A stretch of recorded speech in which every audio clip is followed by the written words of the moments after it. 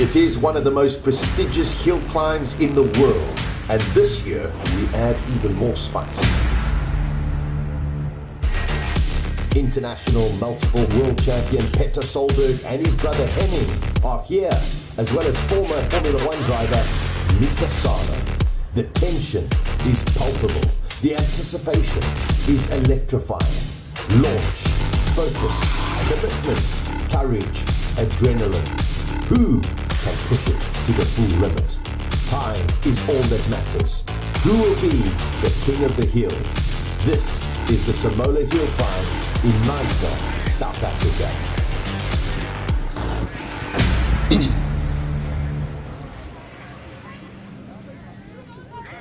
Greetings and salutations, race fans and hill climb lovers, and welcome to Simola 23. It's the beginning of 2 days of our great coronation ceremony. Tomorrow afternoon, we shall crown 3 kings of the hill. Straight away, we're going right away to Sasha Martiningo in the box. Have a great day. Go, Colin. I must say, it took me a while to figure that one out. Brilliant. Very good morning. Welcome. It is Simola Hillclimb 2023, and as they say in the classic, stuff is about to get serious. Especially today. Oh, it is unbelievable. Just to let you know what's going to be happening during the course of the today, we have got 4 free practice sessions for all of the drivers. That'll take us up until a lunch break. Thereafterwards, this afternoon, we have got qualifying 1, qualifying 2, and qualifying 3. We have a gaggle of commentators with us. Joining me, sitting right next to me, the legend of motorsport. Unfortunately, not racing this year, but he's going to give us his brilliant insights into the action is going to be. Franco Di Matteo. Franco, always good to see you. Great to have you in the box with me. Oh, thank you for having me, Abad. Sasha, I think this year is going to be fantastic. Looking at the quality of cars out there, the guys have actually stepped up their game, and I think it's going to be brilliant. So let's see what happens. Yeah, it is going to be phenomenal. Also, we've got a little bit of more international flavor this year. We've got Petter as well as Henning Solberg, Petter Solberg going to be going up in his WRX VW as well. And also, we have former Formula One driver Mika Salo, who's going to be in one of the AMG Mercedes. Also, let me just tell you, these cars are monsters. And speaking of monsters, we have from the most amazing YouTube channel, and if you don't follow it, please go and follow Hillclimb Monsters. Rodrigo de Oliveira joining us all the way from Portugal. Rodrigo, great to have you. This is what we've been waiting for. Can you feel my excitement? How excited are you? I am very excited indeed. It is a great pleasure to finally reach this day and watch the monsters in action, and what a show we have on our ends. Can't wait, and definitely the international flavor will spice things up. Without a doubt, Rodrigo, and I mean your insights as well. You also are a big fan of the Simola Hillclimb. You regard it as something rather unique. Yes, I do. Quite a lot, too.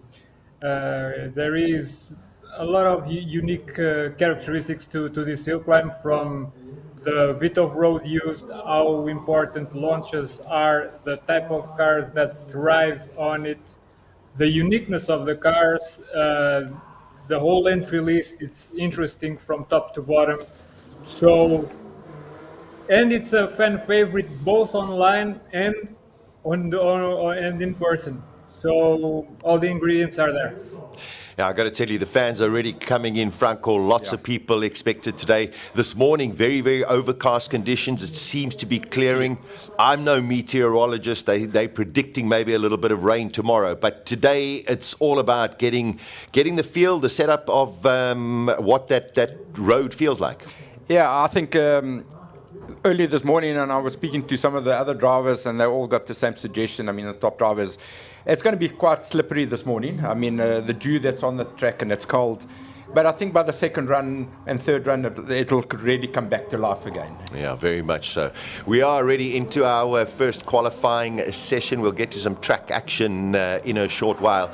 But Franco, yeah, we got some cars in the track. That looks like an Audi R8. Right. We've got road-going cars from Suzuki Swift Sports to electric BMWs, and we'll talk about BMW because it'll be a big celebration weekend and year for them as well. And then, of course, we've got single-seaters.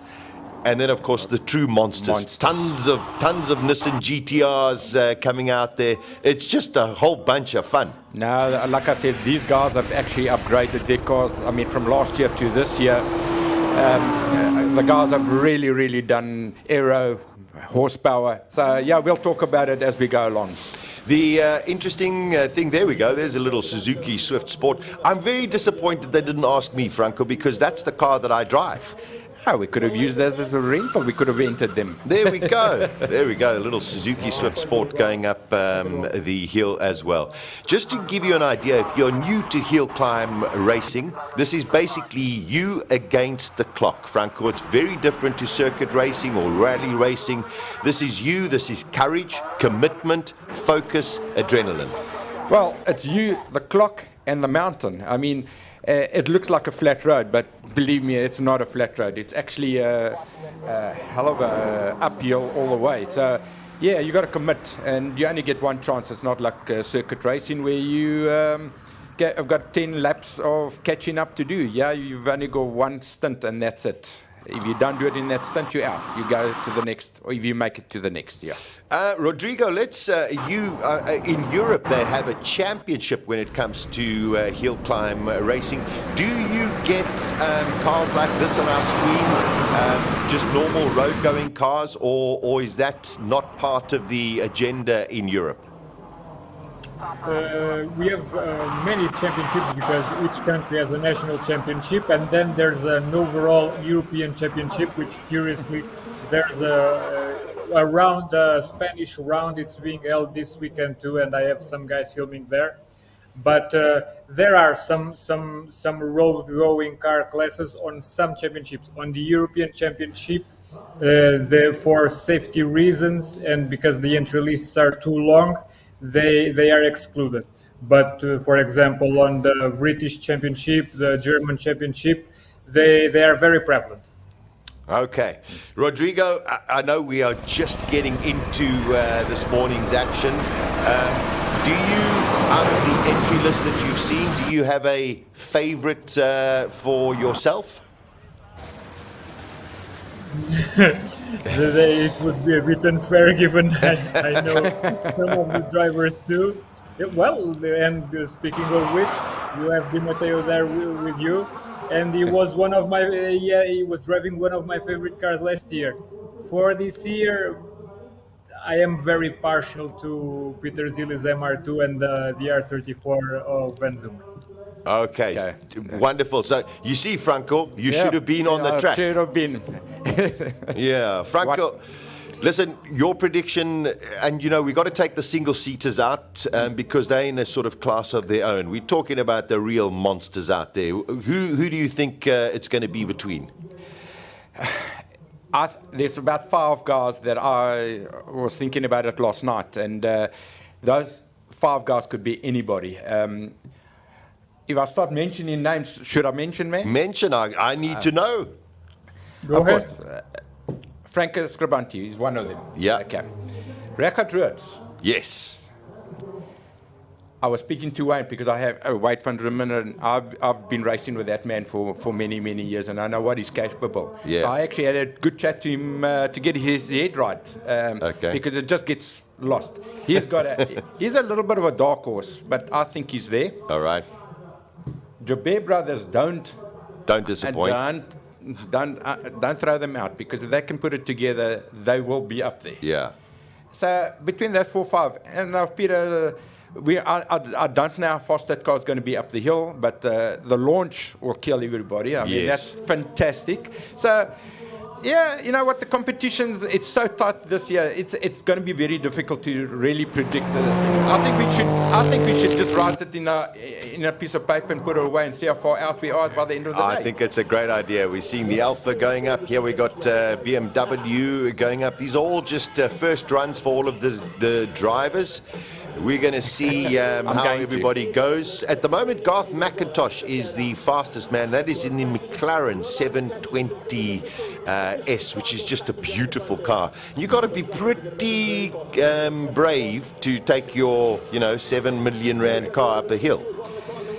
I'll tell you, to take a car up like that, well, you know what? You've got to enjoy life as well. I mean, you can't not enjoy it. So if you don't, what is life? Good, very, very good point. Very good point. Sasha, you asked me who do I predict. Who do you predict?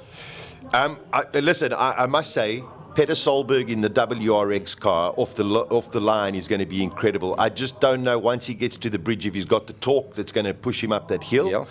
But Scribante and Reichardt. Reichardt, every year when he comes here, he's always there, and then they always have some little mechanical or electronic little niggles. If that car works perfectly, I think Reichardt's going to be right up there. 100%. Which should be a tremendous amount of fun. But I cannot wait to hear all of the noise from the Van Zoomeren cars. All that banging. That is just amazing. Just to let you know, if you are coming through to Knysna Festival today and tomorrow, up above the pits across the way, there are actually guys there, Franco, selling ear plugs. Because that's how loud it gets here at Simola Hillclimb. It sounds like a cannon going off. But that's what the people come to see at the end of the day. Yeah, it's going to be amazing. Rodrigo, we're still in practice, and we've got quite a few practice sessions. We anticipate the track will get more rubbered in, and of course the times will come down. It is something very, very special, and your European viewers, do they embrace the Simola Hillclimb as much as you anticipated?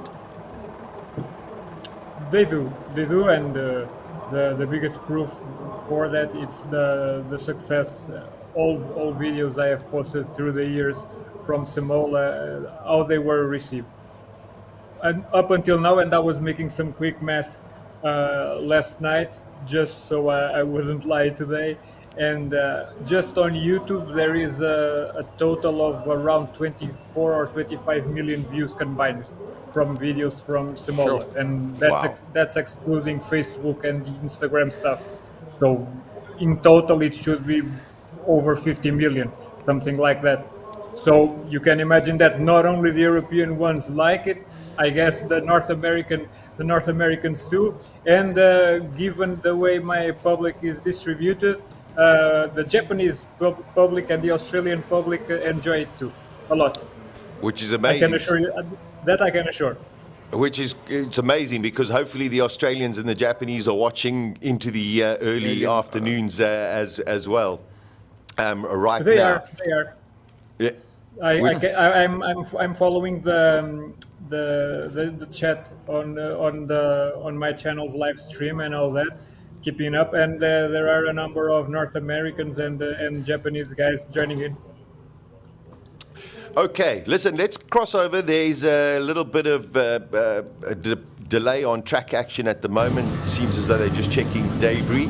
But a guy who was unbelievable in his final run last year, Robert Walk, is chatting with Coronation. I've got Robbie Volk with me. Robbie, first day today, first runs.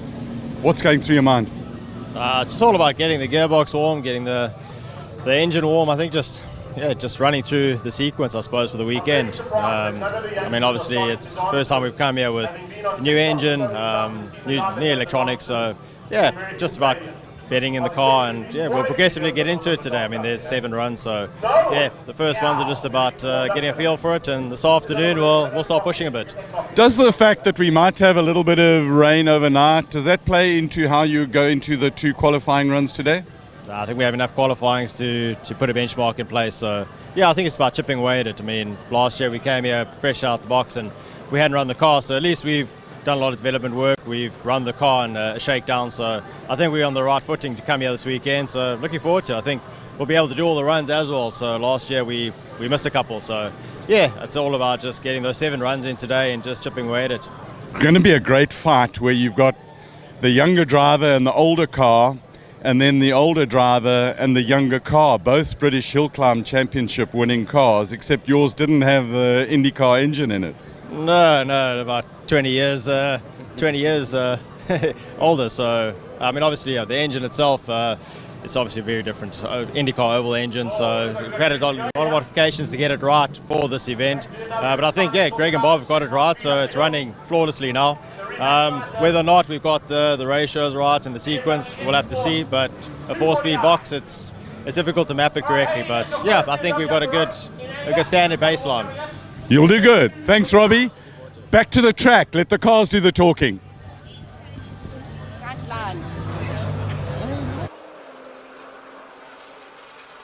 Back on track. Here we go, one of the BMWs. Just going through some of the comments that are coming through on the Hillclimb Monsters YouTube page, as well as our pages as well. Steve says, I've yet to make it to the Hillclimb, but it was in Neisner 2 weeks ago and drove up the hill. To put it into perspective, the rental car I was driving had to go up in second gear. It's steep. Like I said, it looks like it's not such a hill. It's actually a mountain. It's not a hill, it's a mountain. It is, and I mean, Franco, you're very experienced. You're a class winner at the Simola Hill Climb as well. Just going across the finish line, there we go, pretty rapid pace from the BMW. It is something where you have to be very, very careful with your setup, because you have what you call like negative camber corners. Yeah, you know, first of all, it's quite bumpy, so it makes it very difficult. So you can't make the car too hard. And then you get negative camber, where you want the car to be stiff. So you got to get that car balanced out. Otherwise, it just doesn't go where you want it to go, you know. And this is one of the most... Look at that sideways, nice. yeah. Nice and sideways. So this is one of these tracks that are a driver circuit, a driver hill, and you got to pin it and you got to keep it on the black stuff, and that's very difficult.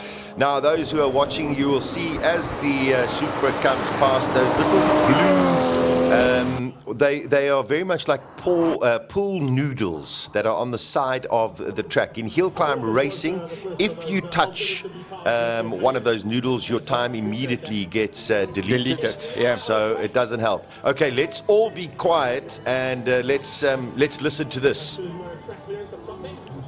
Okay, we're waiting. Okay, seems a little bit of a delay at the moment. Rodrigo, let's ask you, because we have BMW who are celebrating 50 years in South Africa. The only mark, or the first mark out of BMW stable to actually have a manufacturing plant outside of Germany.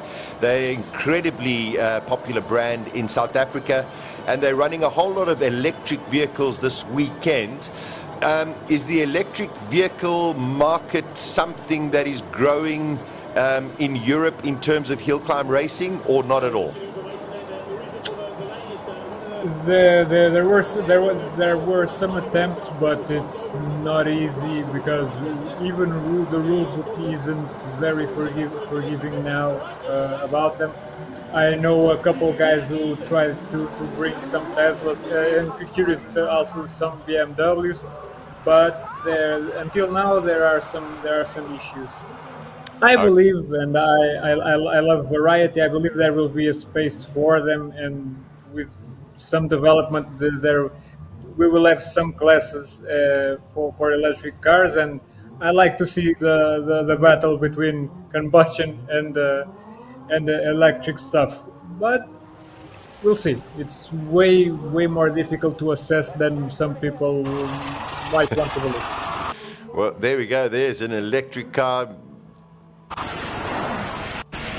All you can hear is road noise, Franco. That's all you're hearing. And with the greatest respect to electric vehicles, at least this is a hill climb and it's not very long, so you know, the battery at least will last. I think it'll last all the way. Yeah. That is naughty. But anyway, okay, this is what it looks like. We're into free practice this morning. Here's another electric BMW and a big weekend. Yesterday in Classic Car Friday, we had 5 really historic BMWs on the track, most of them coming from their own personal museum, which was wonderful to see. And now, of course, we have a great variety of their electric vehicles that they have and seem to be gaining popularity. Well, that is. And what's amazing on these cars, it's actually the pull-off. I mean, to me, yes. They go like an elastic band. It goes from 0 to 100 in like 3.2 seconds or 3.8 seconds. I mean, that's phenomenal. Very quick. Okay, we are into our first free practice session. Here is a Ford Ranger Raptor, which is, also what we call in South Africa, Rodrigo, the buckies. Most people just call them trucks around the world. Is this also popular in Europe? Not at all. This is something I love to. This is one of the aspects I love about Simola, and how excited everyone is for the Bakis. And like I said, as a fan of variety, this is great. And there's a lot of effort to drive one of these things properly, managing that eye of center of gravity and all that. It takes some skill. We just do it a little bit different, Rodriguez. Come to Africa, we'll show you. Well, we did speak to this I just love. I love BB Motors have turned a Nissan Patrol into, I think, the craziest SUV 4x4 ever. Wait till you see the front shot of this car. It's just bonkers, but it's amazing, Franco. I mean, that's heavier than a tank. I mean, look at this thing. Look at it. Look at that front nose. And I think it's got like a bazillion horsepower. Yeah, they've upgraded those engines and turned the power to max. That cannot be the easiest car to navigate up a hill. You must understand that all race cars are very low. That's so top heavy. I think the guy's been around here a few times just to make sure that he can get it up the hill. No, listen, it's wonderful stuff, and really. Where I'm staying in Neisner, he seems to be going very slowly. Slow. Yeah. Very slowly. Maybe a turbo pipe has come off. Or something. Or something. There is one, not that specific one, but there is one staying at the guest house where I am. And it's just quite a marvel to look at. Yeah, I think it's got a different front end on that car, and it just makes it unique at the end of the day. Yeah, unfortunately, it's not going very well. Yeah. At present. Oh, here we go. Here's one of the first crazy cars. Yeah, and that's got a Mercedes V12 in it. Unbelievable. Yeah, that's the Noble. So there we go. We got Macintosh still at a 48.6. It seems as though the Nissan Patrol made it to the top of the hill. And as you can see from those pictures, these cars with slightly heavier suspension you can see the bumps on the track. He's also going very slowly, so there could be a yellow flag out on track to tell everybody to slow down. I think that truck never made it over the start and finish line, and they just let this go out by mistake. It looks like it. You see, I think, you could be right. You could be right. Rather have your gremlins, Franco, in your free practice sessions. 100%. So now you can go back and do a little bit of work on it and see what's wrong. Sometimes just small things, a little boost, like you say, boost pipe, or just something small just unclipped itself. So you can get it going again now. The frustrating thing, Rodrigo, I suppose, for any competitor when it comes to any form of racing, but specifically Hillclimb, because everything has to be perfect, are the small little issues that so many hours going to preparing these cars, and then unfortunately something goes wrong, and it's a worldwide phenomenon. Yes, it is, and it's that's the nature of the beast. Motorsports are just like this, and Hillclimb racing even more so, because you can be a whole year preparing a car, cramming all the horsepower, all the air, all the setup, vehicles and all that, and when the day comes, this little thing can happen and all the effort goes down the bridge. But on the opposite side, when things go right, I don't think there's many other things in life that can bring that much joy. Spot on, Franco. Let's bring you on that point as well. When it goes right, and you've made it go right many times, what is that feeling like, especially when you pull off that line and you know, whoa, I've got that start. Now what does your brain do? You are so focused. Okay, so as you pull off, I mean, just to get the start 100%, I mean, that's the biggest failure that you can have is on the start. Clutch, side shafts, anything can go wrong. So when you get that thing perfect, it's just a bit of a relief. But then you got to go back into it. You can't just relax in it because the corners are coming up, and you got to just keep on that focus. And this is, you cannot make a mistake. If you make a mistake, as you can see, you got the mountain on the one side and the cliff on the other side, and embankments. So if you make a mistake, you're going to be in serious trouble. Coming up to that bridge, Franco, you can actually see how bumpy the track is. Yeah. It doesn't look too bumpy, and like I said yesterday, 3 years ago when we ran late and we were running in the dark, you could actually see how the top cars actually bottom out, and it was actually spectacular when you can actually see all the sparks coming out from under the car. So it is fairly bumpy. Yeah, quite amazing. This is free practice. You're seeing some cars going up at different kinds of speed. I just love this. This is the craziest thing. It's a BMW Z4, but it's not. Rodrigo, inside here is a NASCAR Hendrix engine. This has got to be one of the craziest cars I've ever seen. Is it a full space frame chassis? No. Okay. Even more impressive then, because that took a lot of work to cram that. I imagine it's a 4.4 engine, maybe, or even a 5-liter. So there's some real work, and then I don't know. It sure sounds good. Let's see how it will be driven during the week. It is driven by the father of the Giannaccaro family, though, Franco, and he loves his driving, but I don't understand how you can keep all of that power and get off the line efficiently. The torque is the bigger issue here. Yeah, it's too much, but also they've upgraded the engine, give it more power. Rodriguez, I actually said to him yesterday, if they just turned the power down a little bit, he would actually go faster. The car is so strong that the poor guy, I think, is a little bit weary on it. Do you know if it's running traction control, state of the art? It is running traction control on that, but like you said, the Rodriguez, that thing has got so much torque, and a very, very small tire. So whatever you do, it still just breaks away. They're violent. Yeah, Rodrigo, you can see very, very hard suspensions on these cars to try and give them as much turning and less understeer as possible. We're now beginning to get into the classes where we have just brute force and huge noise. And I think that's the most exciting thing about any form of racing is the noise.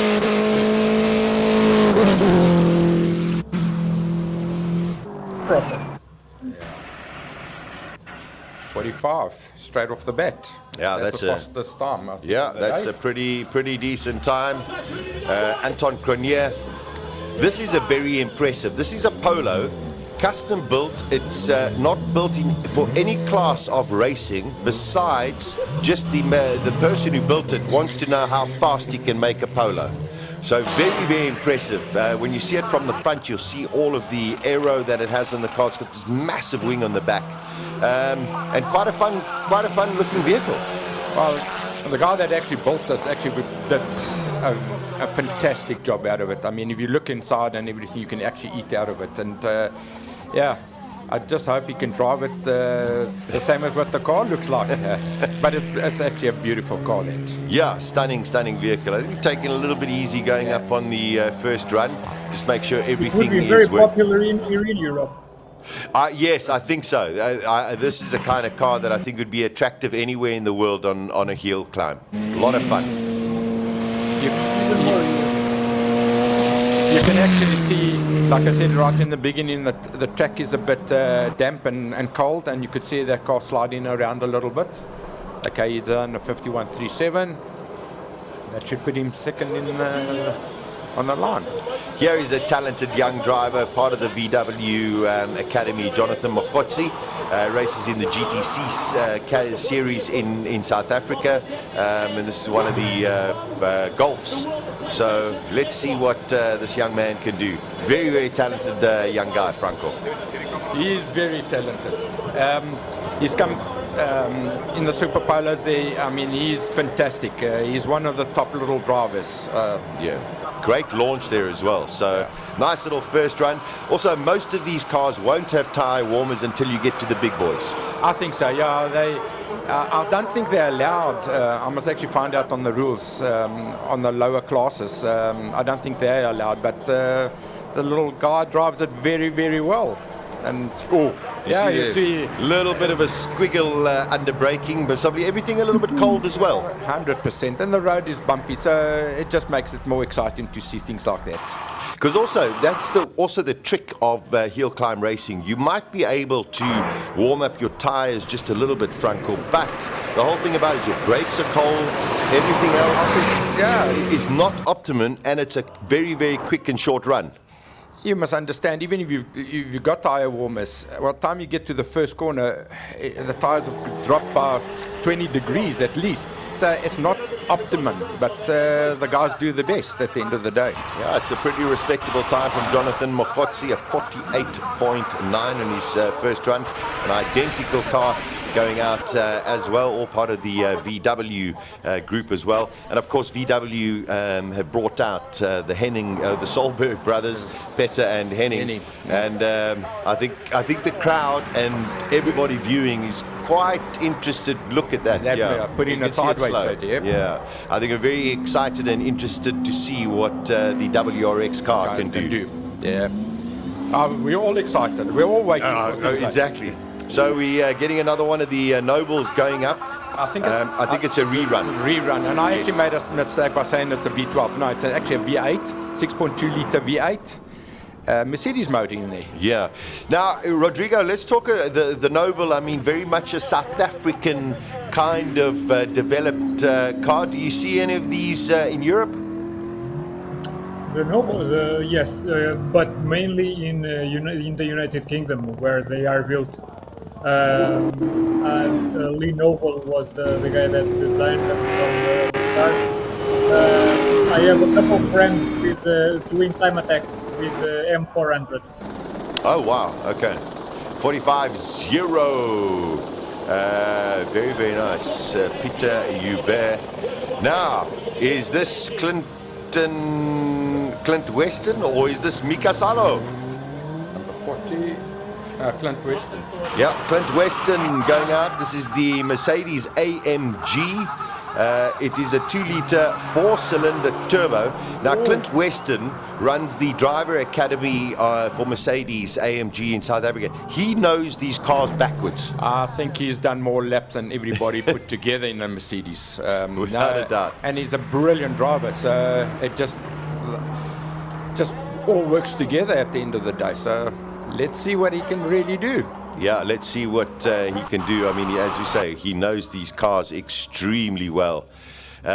Next up, if we're not mistaken, should be Mika Salo in the identical car. Well, that's what it says on the program. Let's see who's next. Yeah, let's see what Clint Weston can do.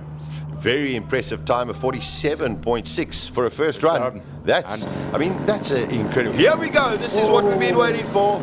Petter Solberg.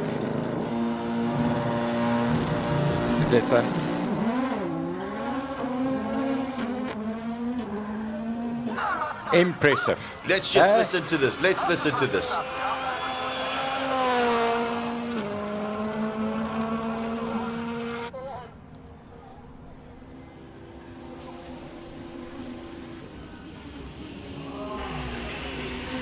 1.99 seconds. Power, yeah. 199 k's. Up the hill.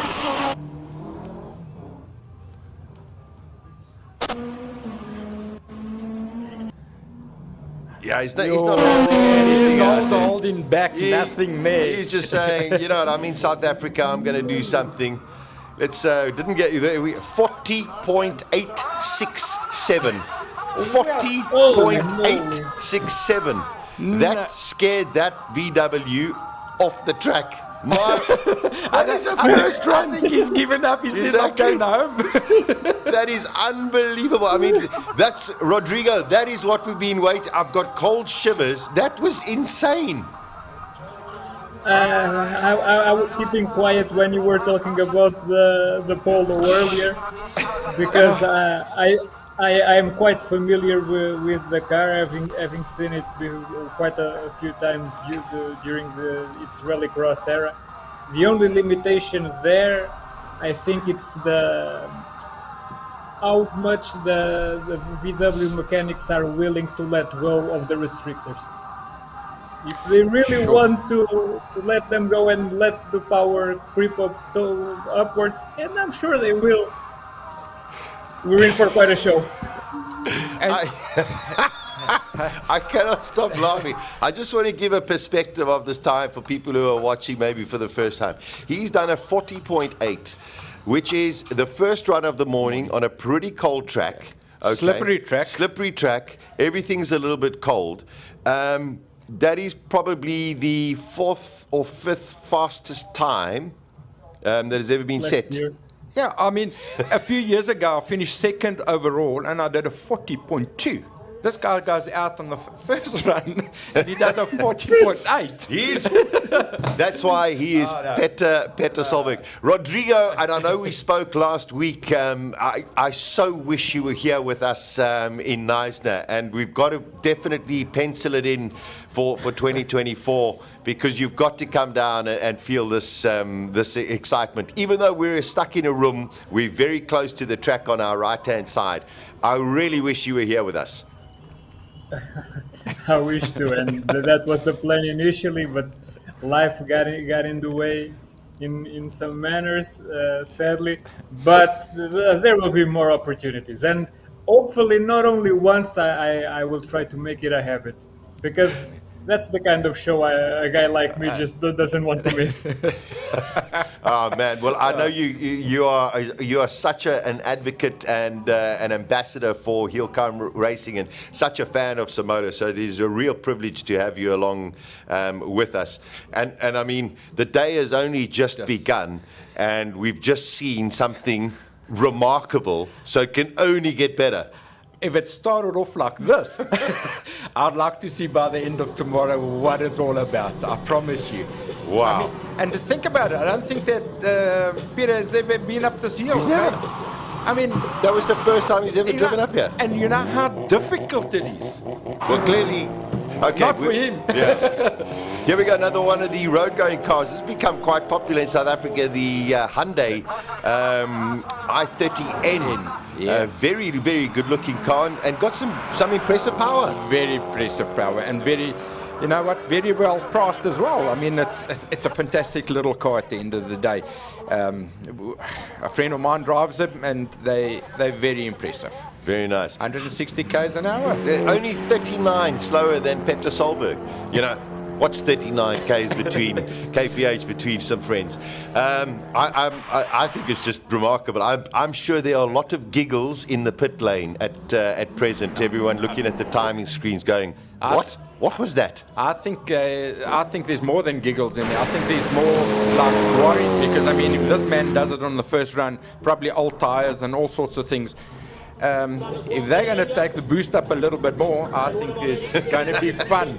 It's going to be fun. You guys Wonderful. have no idea. Yeah, that's for sure. This is a Scooby with a huge wing on the back, going to be making its way. So the gap at the moment in Class B3, something squirreled there. Petter Solberg is in Class B3. Anton Grenier is also in Class B3. Only 4.17 seconds over Less than 2 kilometers. Kilometers. Yeah. It's wonderful. You must understand the acceleration on that car is, and the guy, we saw he can actually drive that car to its limits on the first run. This is not going very fast. Nah, I don't know what's happening to her. Yeah, not going very fast at present. Maybe a couple of little niggles.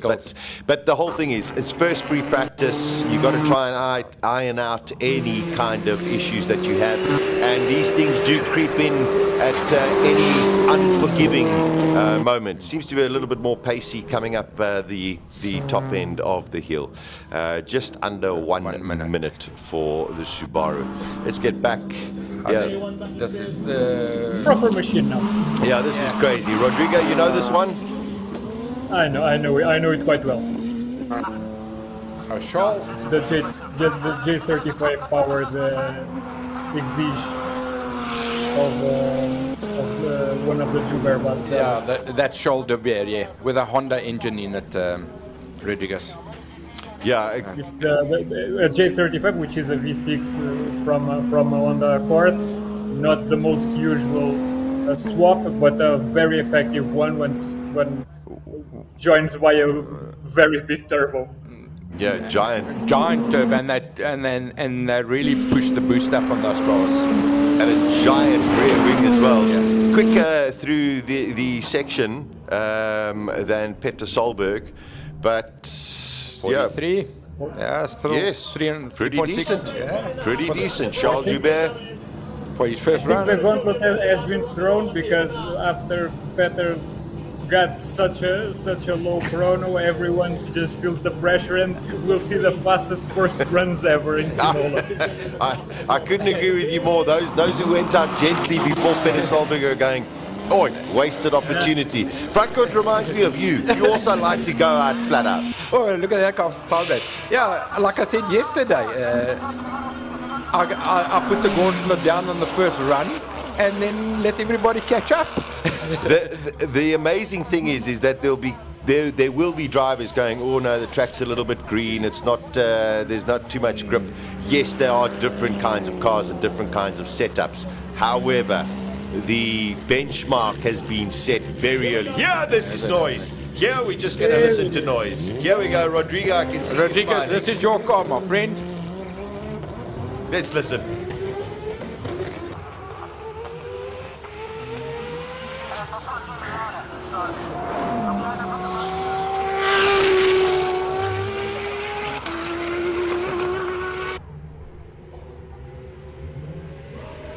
For once, he's not running off the circuit, eh?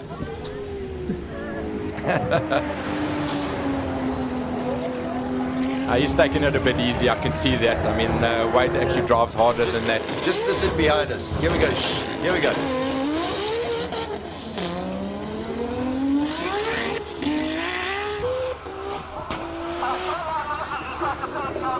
They're not banging as hard as last year.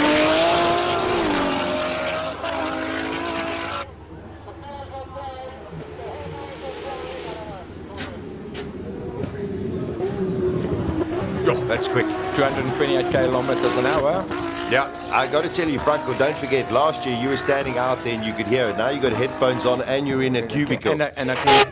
Believe you me, it's loud out there.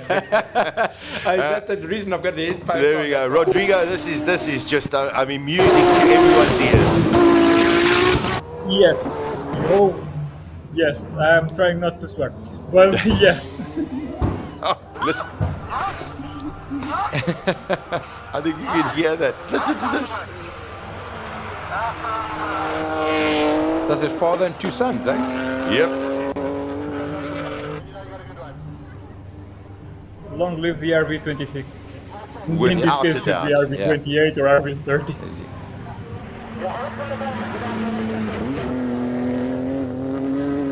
Yeah, this car's not that modified like the father and the other Wade's car. Yeah. But still mighty impressive. Impressive. Very impressive. Martin van Zumeren did a 43.9. Wade did a 44.7. So, yeah, they're also laying down a couple of gauntlets, but Charles Joubert is a full second faster than those others in their group. Oh, it's Peter another Zilli did one! the 44. We did not see him.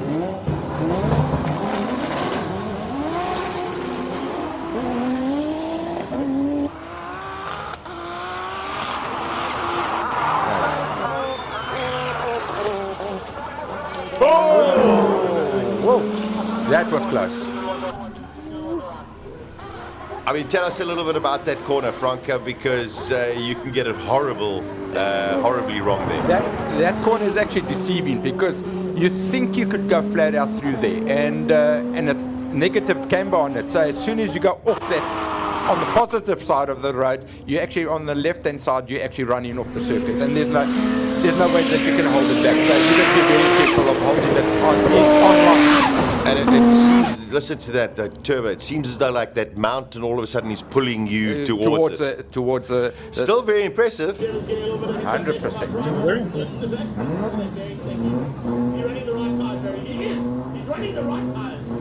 Oh, Evans.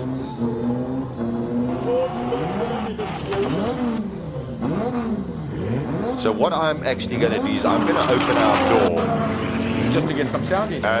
Just so that you know, you get just an idea of it. So let's let this GTR go up, and then for the next one, because we've got Reggie Roots coming up in a short while, we've got Franco Scribante coming. Are coming through. Yeah. So I'm just going to open up the door a little.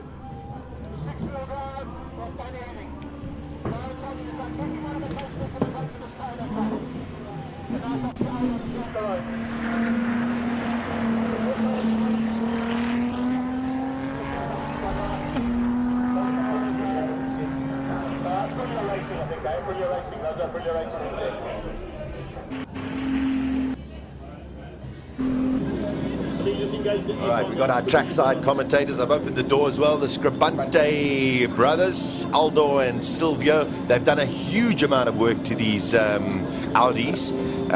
Much lighter, they've got a bottom floor in it as well. These should be a lot faster than last year. I think so, because they've also gone to sequential boxes and that. So I was speaking to Aldo, and he says he's not used to the sequential. It makes it a little bit awkward, but he'll get used to it. And they've done a lot of aero on it as well. Sounds awesome. Very impressive too. Yeah, I think you can hear it a little bit better, Rodrigo. Does that? Are you picking it up? Oh yeah. But I was saying these S4s from the Scribante brothers, they sound damn awesome. The cars are very fast, and they're good drivers as well. I mean, Silvia just won the SAES championship, so Yeah. guys are good. Now that's some noise. That's R8 Audi, super impressive vehicle in any kind of guise. You know, road going, on track, brilliant car. A little bit sideways. It seems though the tires are a little bit cold. Aldo Scribante goes up in a 44.6. I think Peter Solberg has, as Rodrigo said and you've said as well, Franco, I think he's basically said to everybody, you know what, we're coming here to race. So you know what, forget about this pussyfooting around. Yeah. Here we go. Franco! Well, now we'll get a good indication of who's who. I mean, this car is just bonkers, but beautiful. It's crazy with that big wing, but that seems to work. It actually works for Franco. I mean, the horsepower that he's making and the handling, it seems to work for him. And incredibly, I just love the color. He's changed the color. It's got this military green look to it. Very impressive. I like it with the door open. I don't know what our director thinks, but I'm very happy with the door open. Well, it gives us a bit of insight what's going on the outside. Franco Scribante pushes in a 42.6, so that's pretty impressive. Not bad for his first run. Yeah, he's lying second at the moment. Rodrigo, you've been following the Franco Scribante and his Nissan for quite a few years. Still a very impressive monster vehicle. It is, and I think there's still quite a lot of potential to one part on that thing. There's so much power. It's so difficult to put all that power to the ground, even the air, while it works. It's a bit experimental, so there are a lot of ways that they can improve the car, and with that much horsepower, there always will be. But I think that's part of the challenge, and I think with Mark, one of the engineers of the car. There's Richard Roots, and we anticipate a big battle between him and Franco Scribante this weekend. I think the main race is going to be between these two cars. If nothing goes wrong with them, I think it's going to be awesome. And I think Reggie is going to do the same as what I would say, just put the gauntlet down and see if we can do something with Peter. It looks like he's going for it. Yeah, and that is Richard's style of driving as well. He's like me. He's not going to hold back on the first run, just to make sure. And believe me, he's no not. No ways! Yeah, bro. Rodrigo, how is that for a first time? God damn. Like I said, this is the fastest first run ever on Simola. 39.5. That's 3 seconds quicker than Scribante. Scribante's best time around here is a 38. I've just lost my. Is a 38.1. And this is his first run, and you must understand that Richard Roots has been practicing on those tires at one of the tracks. So those aren't even fresh rubber? Tires. No, it's not. And I know they've done quite a lot of laps on them. So, man, this is just... You couldn't start the day better. You couldn't start the day better. Imagine how it's going to end. Now, this is one of the backdrafts built in Durban that have got a turbocharged motor in it. And Mike McCaughlin is going to see what you can really do with it. You can hear that turbo singing along. It looks like a difficult car in terms of handling, but it looks light. It looks right. They're nimble, but they make so much horsepower, and the chassis is not really built for that sort of horsepower. But you know what? The guys have actually done a good job at this end of the day. Yes, Rui Campos going up. He won yesterday in his classic car Friday. A Campos driver. I mean, these are cars that he's raced for years and years and years and just loves still driving it. He knows these cars like the back of his hand. And I see, he's gone a little bit wide there, but I saw on the lap of the corner before, I mean, he's not even pushing it. He had so much road to use, so he's just taking it easy. Richard Roots. Oh, listen to that. Something at the start line at the moment. This is Devin Robinson. Yes. He actually blew his engine on his car, and Craig Zank actually gave him the car to go and race. So he's only had a few laps. So that's not looking good. That's a tire rubbing or turbo going. One of the two. I can't see too clear. Yeah, it doesn't seem to have affected the... Could be...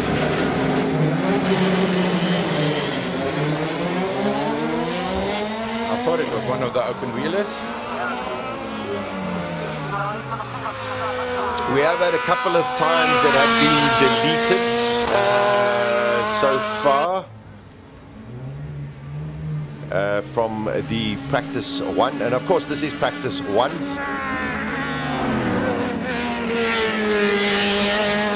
Only a few cars, and we have an incredible 83 cars in the King of the Hill for today, and then of course tomorrow, once we get into the class finals, we bring it down. But 83 cars this year.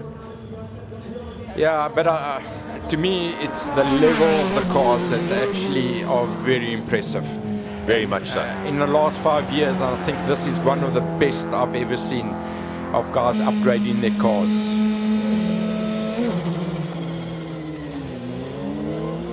These single seaters, if they get off the line, they really have a good shot. They weigh nothing. They're like 500 kilos. They make 100 or 250 horsepower, and the purposely built the Hillclimb cars. So Devin Robinson He's in one of the single seaters. He's done a 40.8. No one close to Reggie Woods in a 39.5. He's just put that car, and I believe he's got lots of speed still coming out of that car. I think this is Megan Velak. That's right. In this crazy Suzuki.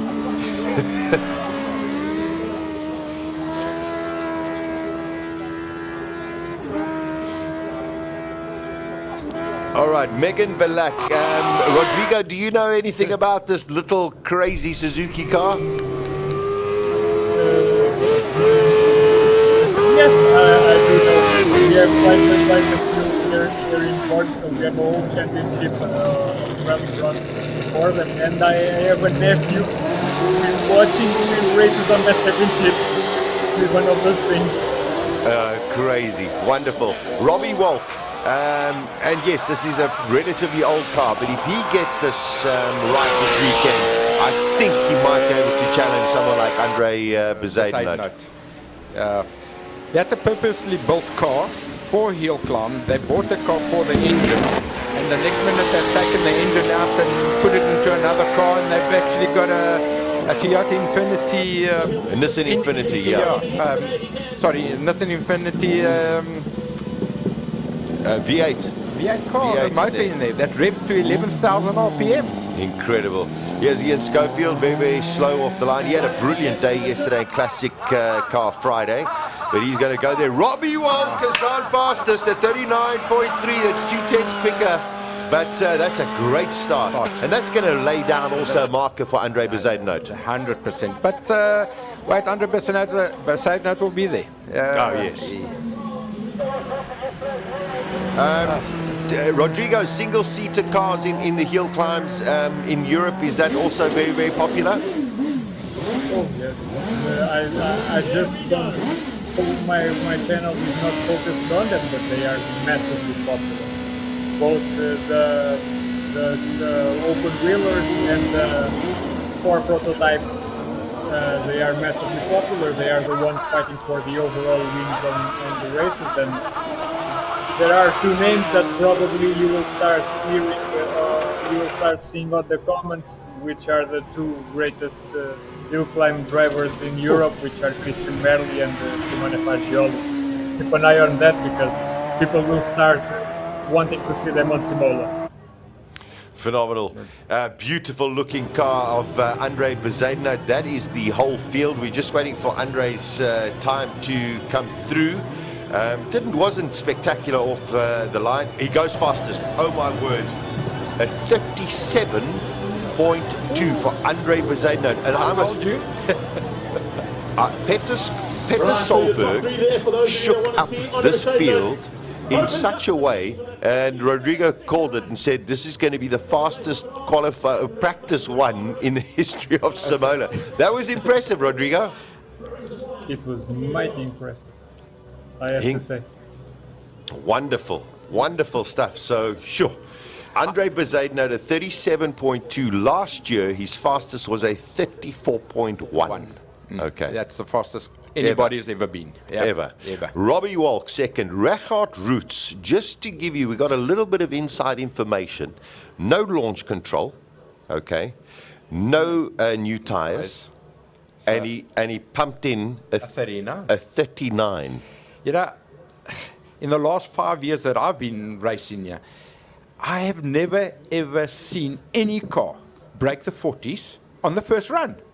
Usually it happens on a Sunday. On the last run. Wow. I'm actually shocked. I mean, that's the level of preparation that these guys have put into their cars. And yeah, there's the results.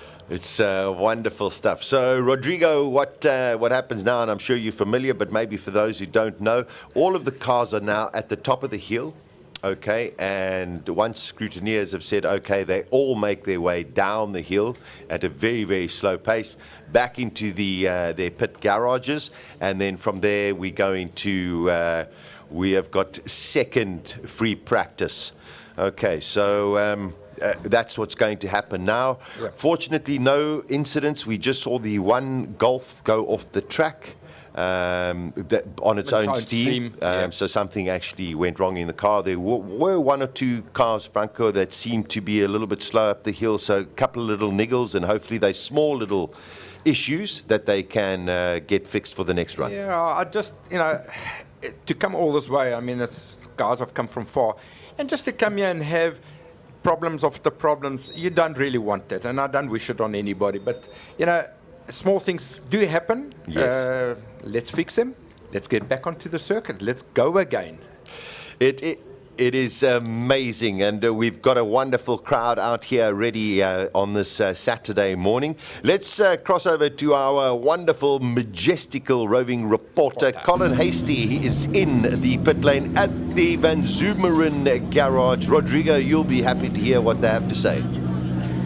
Oh, yeah. One of our favorite drivers, Wade Van Zumeren. Spectacular as always, but that's just a warm-up. That's a sighter. Yes, no, just to get used to the track again. It's been a year since we've been here, so just taking it easy, just to get a feel again. What have you done to the car since last year? Change a few things, a turbo and that, so hopefully it drives a bit better, and then we'll see about tomorrow if it's working. Well, all the best. It is one of Europe's favorite cars, along with Martin. It's totally spectacular. You're going to entertain us this year, aren't you? I hope so. Good man. Go Wade. Wayne Van Zumeren. We've got Martin Van Zumeren car over there. And then the most amazing Toyota MR2 in the world. Peter Zeely, sorry to interrupt you with your sandwich. How was this is warm-ups. This is get the driver into the thing. Check out the car. How did it go? As expected. So the car weighs half what it weighed when I started, because I scrubbed away the bottom. No, the aero is just too much, and the bumps. So we're going to lift the car. We have to, which is a pity, because then we lose aero. Well, it's one of those, you've got 5 runs today, and it's one of those where you've got the balance. Do you want the aero or do you want the bounciness, and which will bring you the time? You won't know until you've tried it. I want the car to be in one piece. We want you to be in one piece as well. No, but it's working. So it's got loads of grip. So I'm looking forward to it. Awesome. Thank you, Peter. Good luck. We're going to go this way and try and show you the cars as we get here. Martin Van Zumeren. How are you? Are we great? How are you? Oh, very good, thanks. Good to be back here. It's so nice that you've brought one of my favorite cars with that exhaust at the start line. Is magnificent. Enjoying it, yeah. At least we got it going again. We had the same problem again as we had the previous year. But at least Steve Clark managed to sort it out for us. And you've got it sorted now? Yes, we're happy. What sort of times do you expect to get down to? Well, I hope we can get to low 40s. But it's a bit bumpy, but we'll try our best. But you're going to entertain us. That's the main thing. So have fun. Lovely. Good man. Thank you, Martin. Martin Van Zumeren, Franco Scripanti just come back. We're going to try and go up here and show you even more of the cars. We have a look at...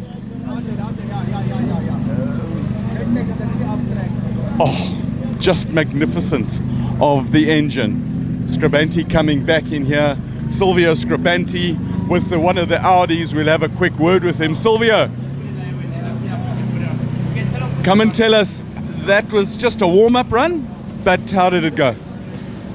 Yeah, look, it was our first run. I didn't even launch off the line. I just rolled it off and just got to get grips with the track. You know what I mean? I only did 3 runs last year, and I didn't really have enough time in this car due to a mechanical failure last year. So I just wanted to, I think this run and the next run I'm going to build, and then from run 3 I'll be giving it absolute full taps. That's a sensible way to approach it, and so much of this race is the 13 or 14 steps, the runs into the top 10 at the end. You don't win it on the first run, Colin. You know, you got to build, and let's face it, the runs only start at 2 o'clock today, is what counts, right? Yeah. So I'm going to build for that quali 1 at 2 p.m. and build from there. Had a bit of a misfire as well in the car, so we're going to just fine-tune it and get my driving fine-tuned for quali 1. Awesome, thanks, good luck. Thank you. It's a great thing where you've got to tune the driver, tune the car, and tune everybody. We're going all the way up here through the madding crowds, and we'll get Aldo Scribanti's car over here.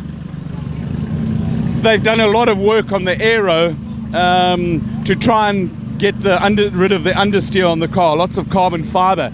We love carbon fiber, splitter, winglet, exits.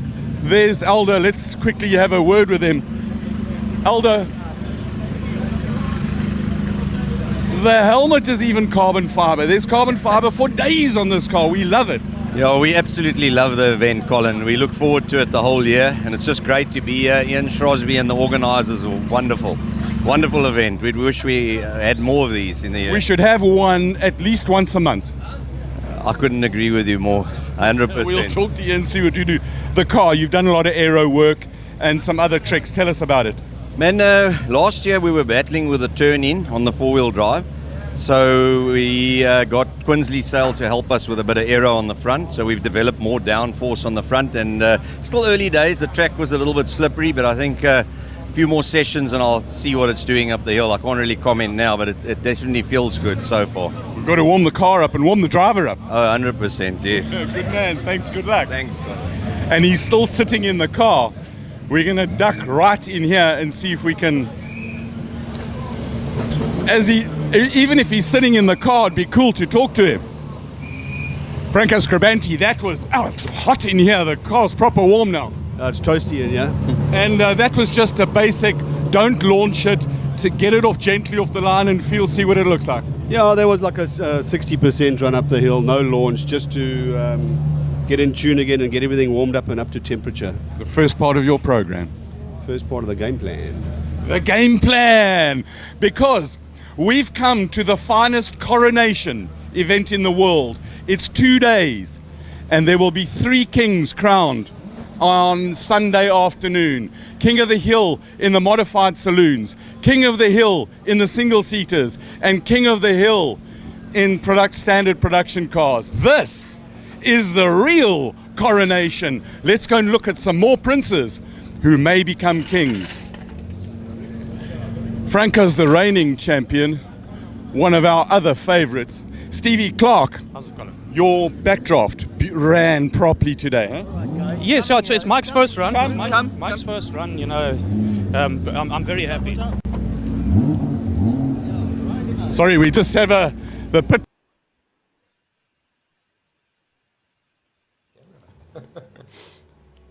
Boy, something happened there. There's so much excitement in the pit lane over there. I hope Ari, our cameraman, is okay. Rodrigo, I want to bring you in here. Listening to some of the comments, specifically Franco Scribante at the end saying his game plan. You, even on, I think anybody watching, you can feel that there's this element of needle, this element of tension before the amongst some of the drivers. There is, but I think some of their plans have been thwarted by how aggressively both Peter Solberg and Gerhard Roth started today, because everyone thought they were on the same page and going slower, but then there were 2 guys that just decided to throw that out of the window. So everyone is just going, okay, let's see how it goes. Let's reset. Okay, let's cross over back. Colin has got Gerhard Roots with him with an incredibly impressive first free practice run. Reggie Roots, how's that for a warm-up? Yeah, I decided already before we came here that the first run I'm going to push and go, you know, just to get your mind into it. I don't like to start slowly, you know, to start fast and quick and know exactly where we're at. And it's all good. It's exactly how I predicted the car to be, and we took some gambles and they paid off. So I think we're in for a shot. I think you and Peter Solberg had a similar kind of thing. Just put it out there, lay down a time and show us what you got. Yeah, look, when I saw him go, I knew I have to. You know, it's duck or no dinner. You know, it's early days, but it's nice just to get into the groove early. You know where we're at. Car perfect. What adjustments you're going to make for the next run? You're going to wind it up a little bit?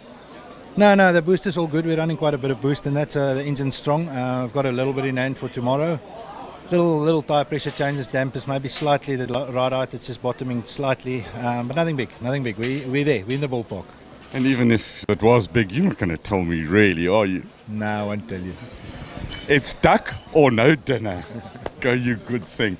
While we're here, Mike McLaughlin, your Euro Hillclimb rookie. Yeah, that's it. So is your car. It's got the LS7 in it. You've just come off leading an SA endurance race on legitimate pace, passing a proper GT3 car. How does that same endurance car go up a hill? Yeah, I'm impressed. The cars, it felt good.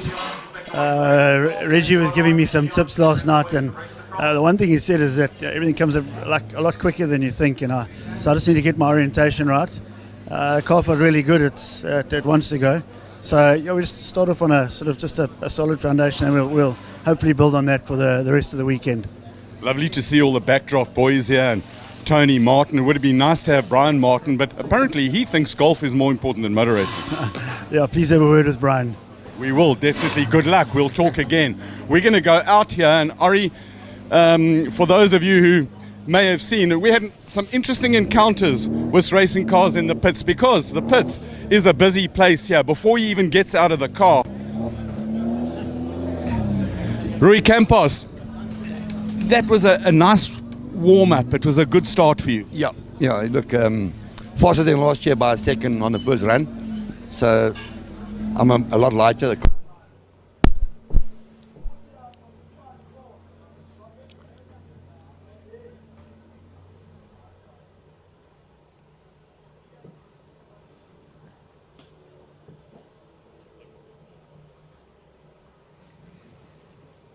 Unfortunately, a little bit of an audio issue there with Rui Campos and Colin Hasty.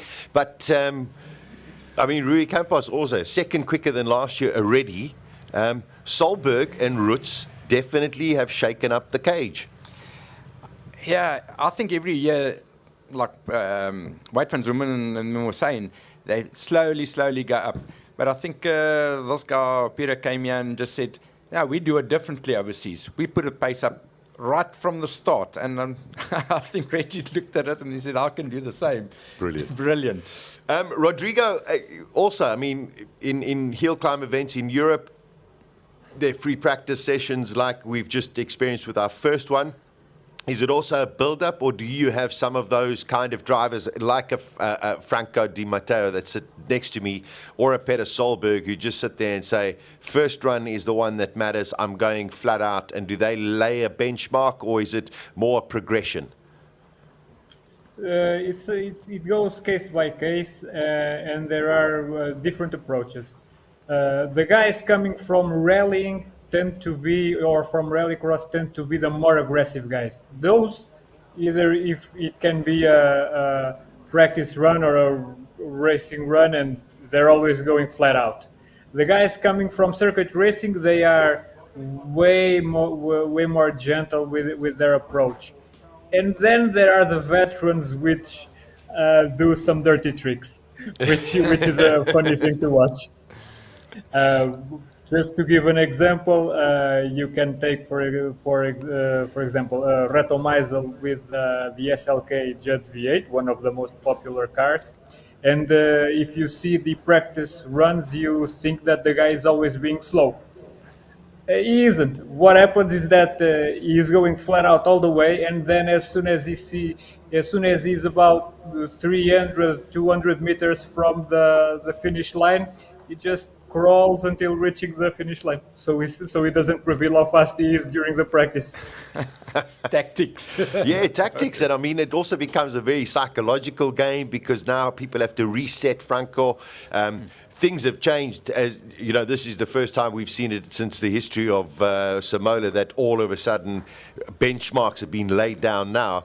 Is there a reset, or do you stick to your game plan? No, I think they stick to their game plan. They don't change unless something goes wrong. But like Peter, I think he's still got a few seconds in hand. And Reggie, Franco Scribanti's got plenty up his sleeve. I mean, that car, they'll just turn the boost up and it'll just fly up that hill. I mean, I saw he did about 222 or 29. Yeah. That car's got another 40 Ks in hand. So Yeah, I mean, it makes 1,500 horsepower. I mean, he's got lots to play with, yes. Yeah, we're waiting for free practice 2 that is going to be coming up in a short while.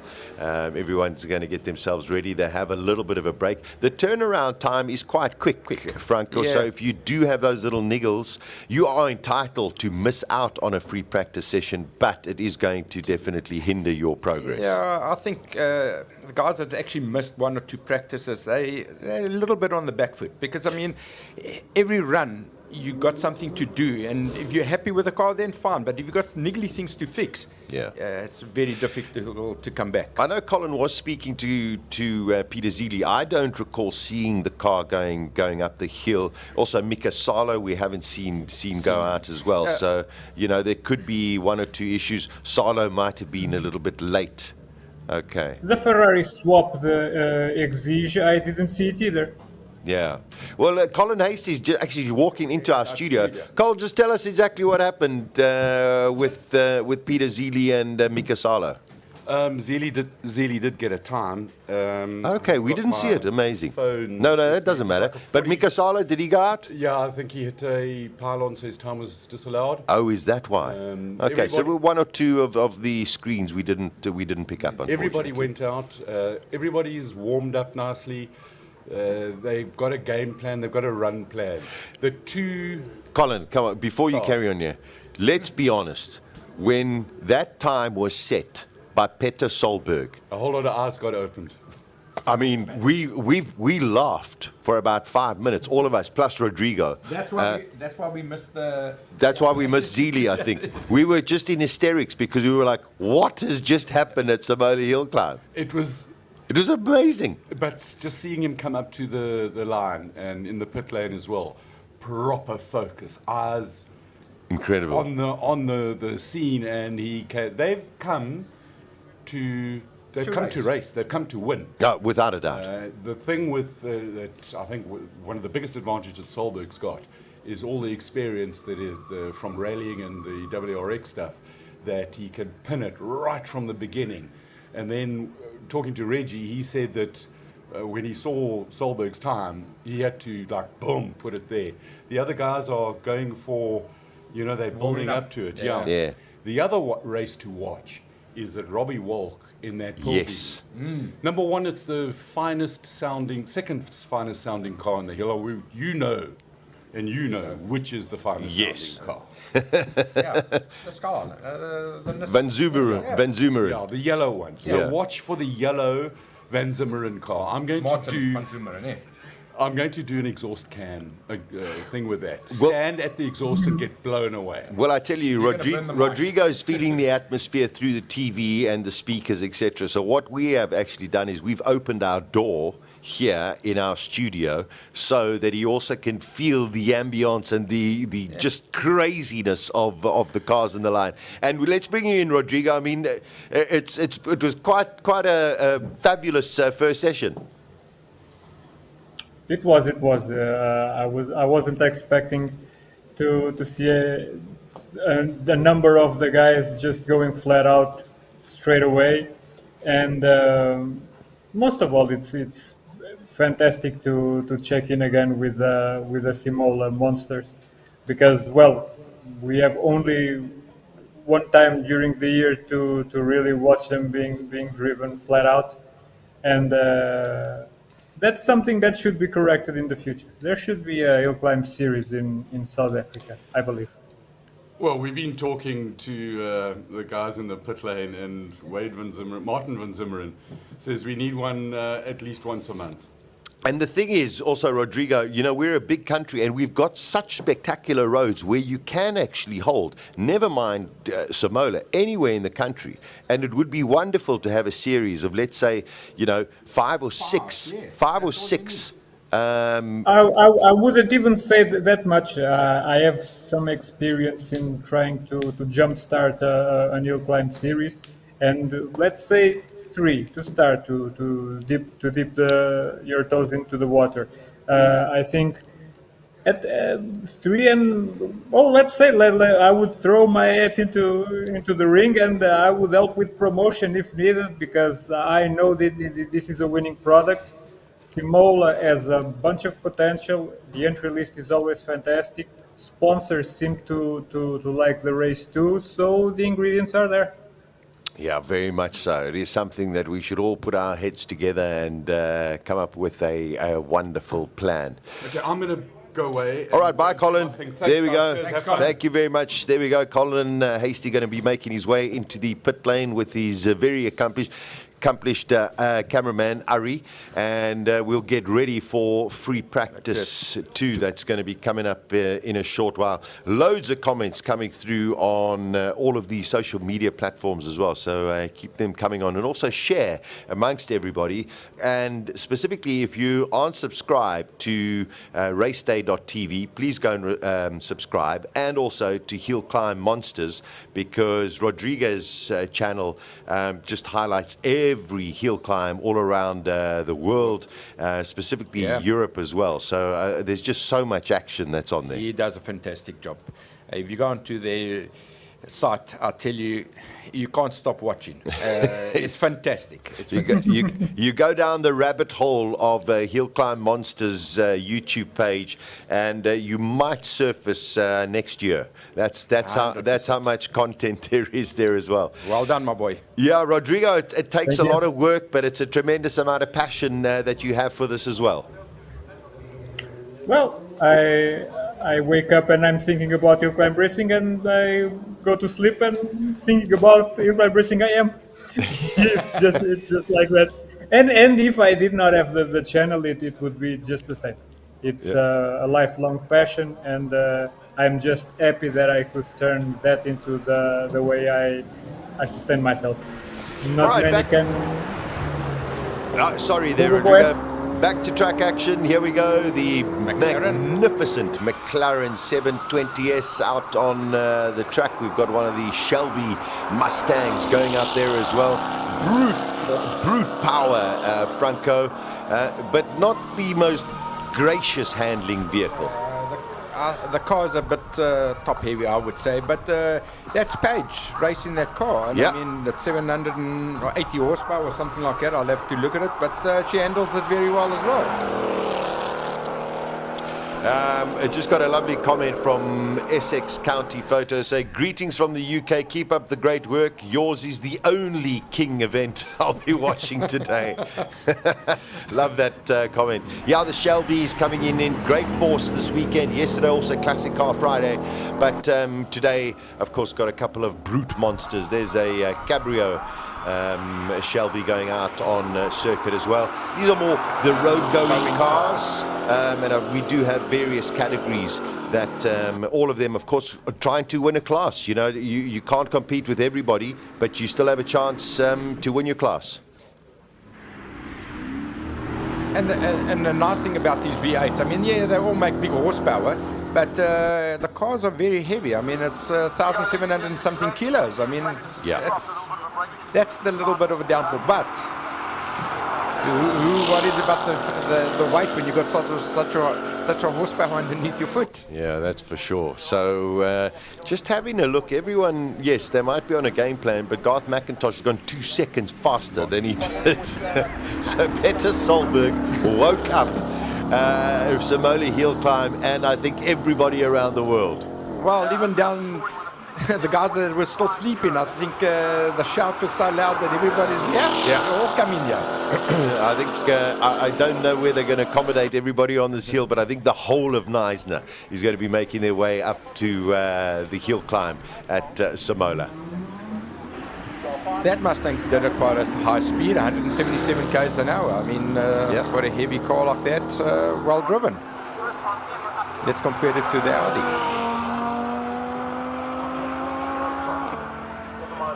Yeah, we got Gordon Nicholson in the Audi last year. His best time was a 46.7.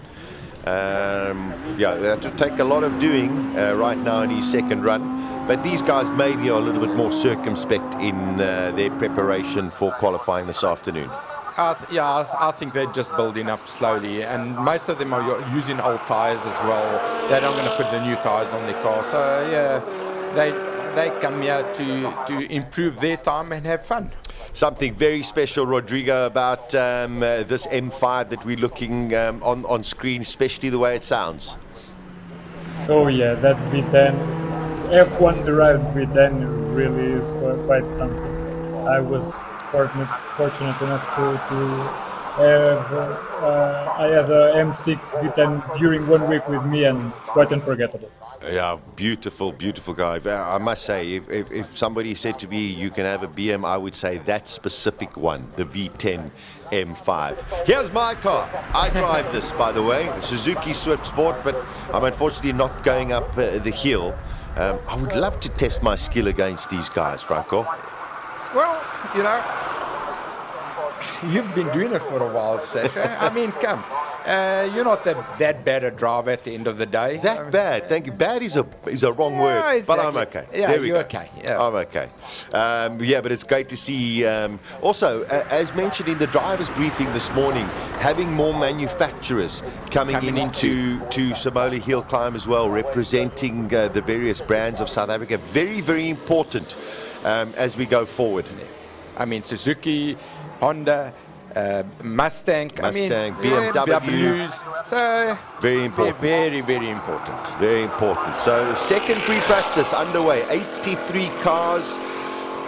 I did mention 84, but we did have a withdrawal. One of the Lotus 7s from Class C4 is not partaking this weekend. Gordon Nicholson doing a 47.1, only 3/10 slower than Garth McIntosh in the McLaren.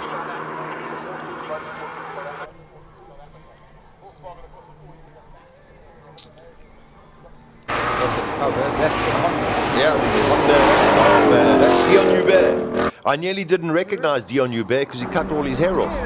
I actually saw him this morning and I'm thinking, who's that? Yeah. Dion Hubert, I mean, a multiple champion of South Africa, incredibly talented racing driver, still to this day, so highly respected. I've actually got big respect for Dion Hubert. I mean, many years ago, I've actually put him into my car. I actually broke my foot just before Cape Town, and I invited him to race my car. And he showed me that the car could go faster than I've ever driven it. So that was like Peter putting the gauntlet down, and it actually woke me up and said, you better drive this car. No, there we go. No, he's a fantastic driver. Incredible. Also nice to see the Audi mark out here as well. This is the Audi TTRS. There's a Suzuki going up the hill. So they're also pretty nifty little cars. 100%. You know, 55.5 is not far off the record that was set last year. So everyone's taking a little bit of wake up that right foot is going a little faster. The problem is that, you know, you don't drive this track every day, this hill climb every day. So you come here once a year. So cars take a little bit longer to get into it, but they'll get there. Jean-Pierre van der Walt said he's got a couple of niggles with his Porsche. He's won it 2 years in a row. Very lovely young man, but not entirely happy with his 911. Yeah, like I said in the beginning, some guys start fidgeting a little bit and they just go the wrong way, and then trying to get back to it, it's quite difficult. But he'll get it. He'll sort it out. I'm sure he will. Another BMW. Yep, we did mention it a little earlier, and we'll mention it, of course, during the whole of the weekend. 50 years of BMW in South Africa, which is a wonderful achievement for them. We've got some Toyota Supras that are out here as well. We've got a whole bunch of other cars. Here we go. This is an engine-powered, an ICE-powered BMW going up the track. Oh, that's pushing. He is pushing it now. 100%. That's pushing. A 51. 51.26 for Martin Wild. Here is the very interesting Toyota Supra. These must also be quite popular, Rodrigo, in Europe. They are, although the GD86 turns out to be a bit more, even. Okay, fair enough. Robert Gearing in the M2 goes in a 48.3. Not bad at all. The Alfa Romeo Giulia Pitporchita, he's been coming out for the last 5 years in this car. Just loves driving it. Loves driving it. And I mean, the first year, everybody was dying to have a car like that, and he actually comes here and he puts it on the hill. I mean, fantastic. You live life. Yeah, you got to live life. Oh, that sound. Oh, whoa, that is huge. Oh. Whoa. Okay. He's so lucky there. Yeah, that's he's so lucky there. A change of underwear, perhaps. Okay, let's listen to this, Franco. Here it comes.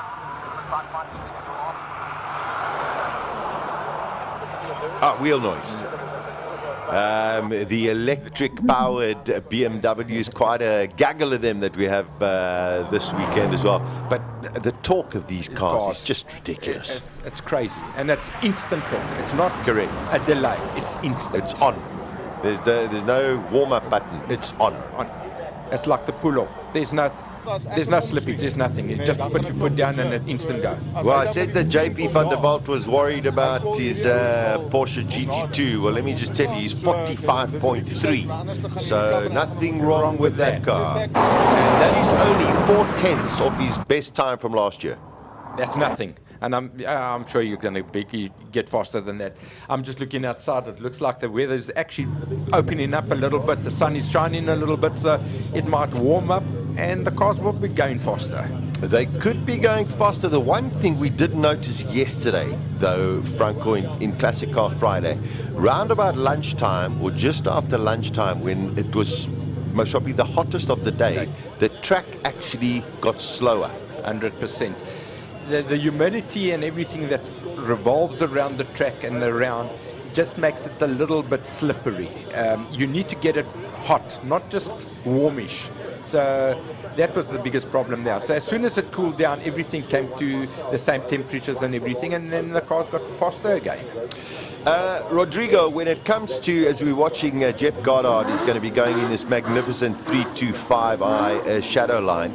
Rodrigo, the weather in Europe is very, very different to the weather here down in South Africa. Do the hill climb events happen at a specific time of the year, or is it during winter as well as summer? There is a specific hill climb season. Normally it can start earlier, but it goes from April until the second week of October. There are some exceptions, of course, but this is normally the window where all championships are held. Okay, that makes a lot of sense as well. Jeff Goddard Jr. in this 325i Skyline, beautiful. That 6-cylinder BMW is just music to the ears. Yes. He just had a little bit of when he changed to second gear there, I saw he went a little bit sideways. So maybe the tires weren't 100%, but the man's driving it very, very well, and the car sounds awesome, man. Yeah, and I mean, it's just one of those anomalies of hill climb racing. As we've got another one of the electric vehicles going up, the BMWs going up the hills at present. It's one of those anomalies where, you know, you can't have those warm tires on when you launch, but man, you are just begging for them to come in before the corner, before the first corner. It just makes it difficult, but it's, you know what, it's a road car, so it is what it is, and you've got to just accept it. There he went, he was pinned it, and you could see he went very wide, and yeah, but he's kept it there, and it's coming up the hill. This is a very interesting car. Ashley Oldfield is driving it, the XM. Just quite an incredible car. There's been a lot of conversation about the front of the new BMWs, but most people seem to be warming up to it. Here we got a bakkie. That's what we call them here in South Africa. Some people call them a ute, some people call them a truck. In South Africa we call it a bakkie. And you've got to be pretty brave to take something up like that. It feels like a battleship. It feels like you're on the sea. It looks like, I mean, it wobbles around. But impressive, 142 k's an hour up the hill. Very good. Very, very good. Yeah, we've got a Porsche GT3. That's Sean McKay. Eugene 996. Yeah, there we go.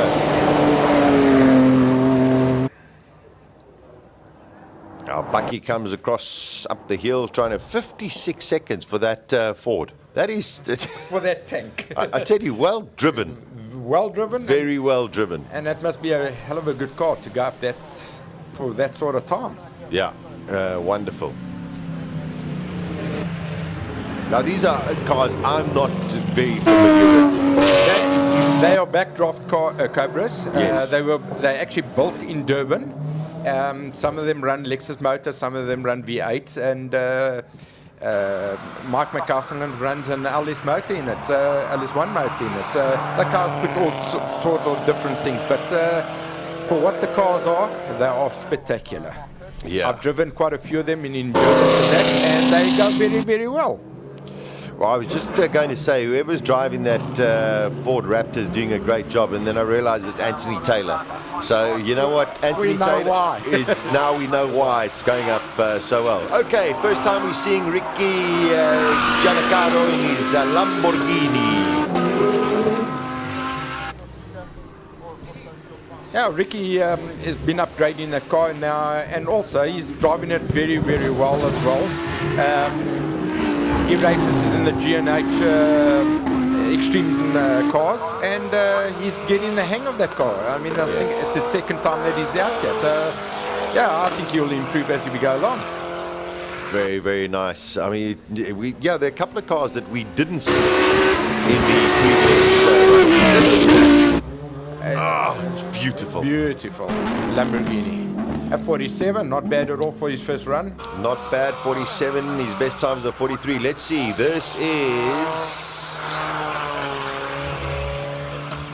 the Audi after the Mercedes of. It's Pierre Bester. Pierre Bester in. Now, this car originally was his wife's car, and then he decided, no, he's going to turn it into a race car. And I don't know what his wife's driving right now. But Pierre's having fun. This is a beautiful Golf that he set out. Oh, a little bit wide. I don't think any damage there.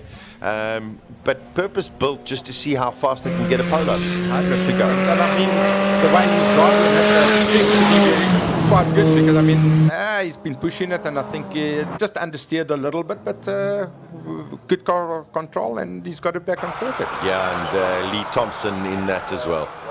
Okay, this is one of the Toyotas.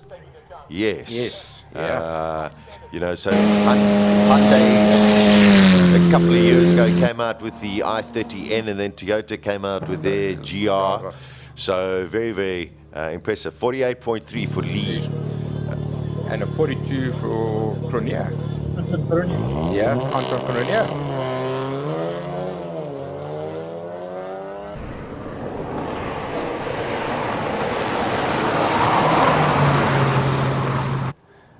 For a 3-cylinder motor, not bad at all.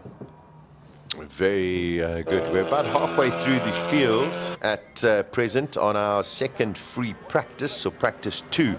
Simola Hillclimb 2023, as we build up today and tomorrow until we eventually get the king of the hill. Lots of excitement here. If you're just tuning in for the first time, international flavor, Petter Solberg, Hennen Solberg, and also Mika Salo.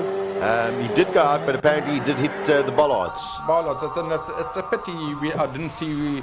Yeah, we didn't see his run. So I would have loved to see it and see what sort of. Well, I know oops, that guy also went a little bit wide. You know, it's nice to have international drivers here on our turf. Without a doubt. Without a doubt, yeah. Very, very lucky. So we've got a couple of the Golfs that are going out there. I think this is Diane Paragachi in the Golf 7R.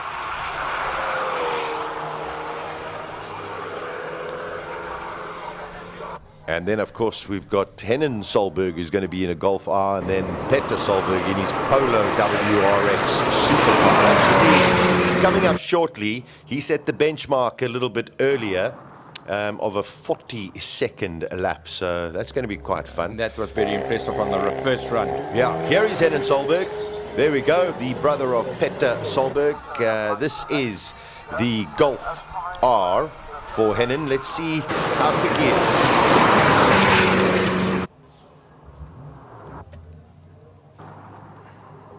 That's a 48.4 for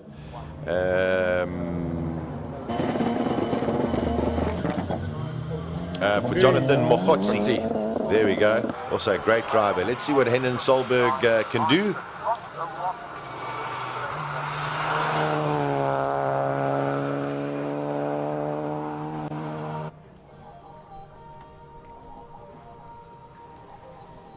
Hopefully our cameras will cross over to Henning. He must be getting close to the top of the line. There we go. No, we haven't got his time yet. I think that could be Graham Nathan. That is Graham Nathan. I think that is Graham Nathan. Yeah. Okay. Now, could this be Mika Salo? This is Nathan. You can see he's driving the limits as well. Yeah, Graham's not scared.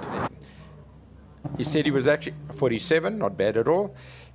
He told me this morning that he's going to push the seat forward so that he doesn't have to take his foot off the accelerator. That's a clever way of thinking. On the line, waiting to go. Top 5 exactly where I expected to be. Henning Solberg, just by the way, did a 50.4 for his time.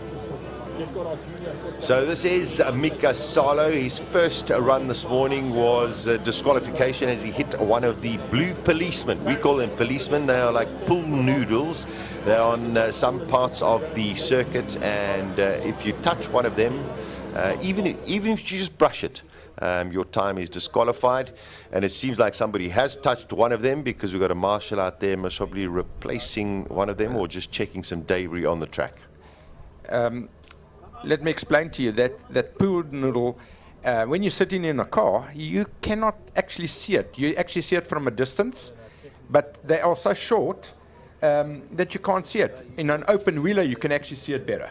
But in a tin top, you got to actually look at it in the distance and then try and not touch it, because you actually try and clip that curb as close as possible. But if you don't see it, you're going to clip, and then that lap is gone. Yeah, all right. Let's cross over to Colin Hastie. He's on the grid with Petter Solberg's car. Okay, so the first run was just smack it in, lay out a time, and they went out on the WRX tyres. But have a look at this. Right. A sticker on a tyre. Aha. Brand new. Let's see if they are the Pirellis, and they are the proper soft tyres. This just the talk up and down the pit lane here. Guys in the background there, what time can this thing get going? Two of the drivers we spoke to earlier, they reckon a 36. 36 is F for quick. I also think that the two GTRs, the Richard Rutz and Franco Scribanti car, are going to get into the 36s. We've got a massive race on our hands. Soft, sticky, brand new slicks. They're going to get lit up. Let's just watch. Two cars. Ahead of him is Mika Salo. Then Petter Solberg. Great viewing. There we go. I think Mika Salo is already making his way up. There we go. First time we see him. We definitely didn't see him in the previous one. No, we didn't. Wonderful to have Mika Salo up here. And I must tell you, as accomplished as he is, first time ever going up the hill, he's up, his sort of teammate is Clint Weston, who we know, could drive up this hill backwards. So let's see what Mika Salo can pump in as we're watching one of the other Mercedes also making their way up. You can actually see how he drives that car. Is in a different Liga deal. Yeah, 46. That's huge. There we go. That's a massive time. Here we go. Petter Solberg, brand new rubber. What can he do?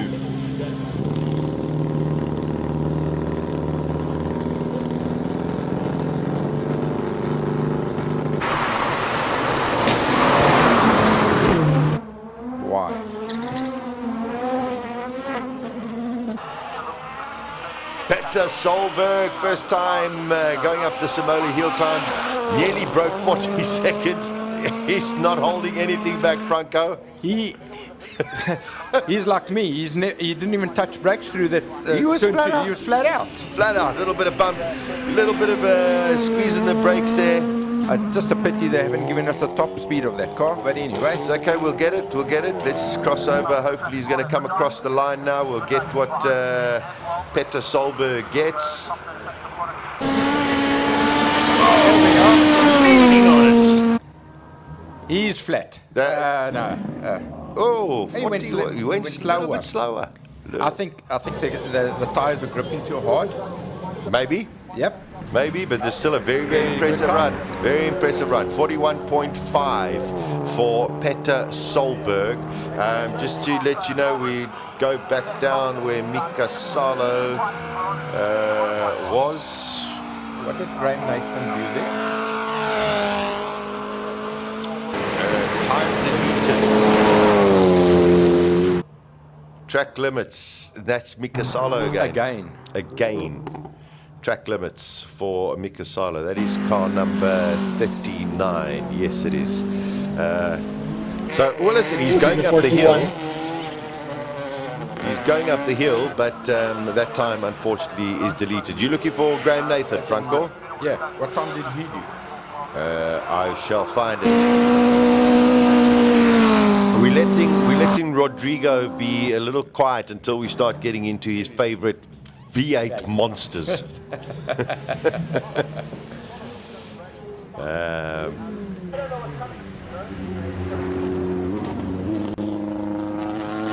Sounds like she's missing gears all over the show.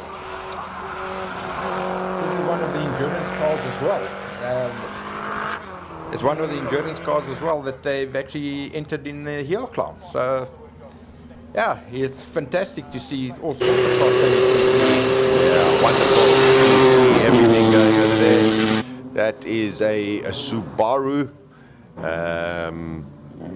Mika Salo's time is still showing here, but it looks like it might get... okay, so it is right at 48.3. That is in the Class A2.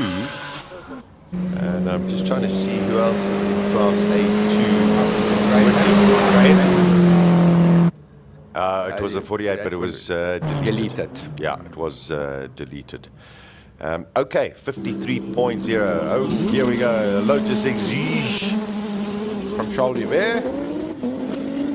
Rodriguez, here's your favorite car? It's up there, but the Van Zoomerans, I think, just might pip it. But yeah, I am very partial to the Exiges. Lovely car to drive. I mean, like a little go-kart on the normal road. So one can only imagine what it's like with all of that downforce. And this one with the AMG engine. Yeah. So just to give you an idea, Mika Salo did a 48, even though his time was deleted. Clint Weston did a 46. So Mika's got a bit of time to find. You must understand as well, it's also... no, he's never been up there before. So. Yeah. No, I'm Joubert was very quick. Yes, Charles Joubert, unbelievably quick, 41.6. Here is the magnificent Toyota MR2 of Peter Zidi. What a brilliantly prepared vehicle as well. Raced overseas as well. Oh, that's not good. That's going to be a problem, don't you think, Rodrigo? Well, we spoke yesterday about the fact that he is editing this new aero package by AMD, and he chose. And to get the balance out right on that car, I mean, they put so much downforce on it. You were saying like 2,000 pounds of downforce. So to get the balance is not easy. Well, I hate to tell you, it may not have looked impressive at his fastest. Oh, no, 41. So it may have been porpoising like a Formula 1 car. Oh, wait, let's just keep quiet.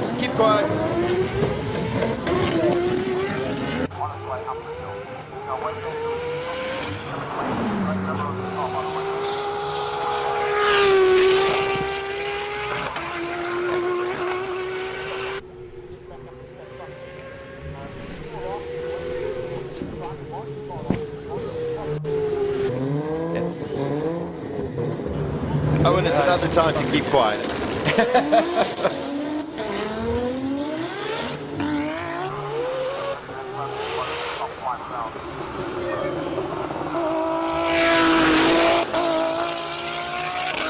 They've got so much power in those cars that they just can't amazing. Can't keep it on the road. No, it's just beautiful. Check that. Look at that.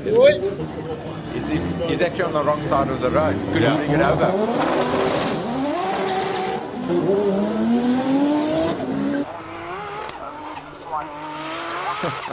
It's just, it's ridiculous amount of power. And Franco, I mean, you know about this kind of power. It's incredibly difficult to control.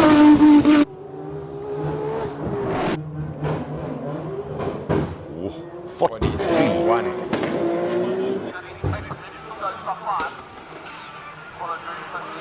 And I believe some of the guys aren't actually showing their hand as well. This is Dango Farouk. Yeah, Farouk Dango, of course, and of course this car racing in a tribute to his late son Mohammed.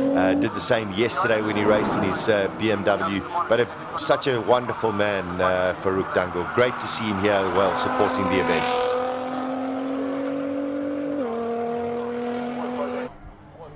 So Zili, Solberg, Hubert split by 0.3 of a second.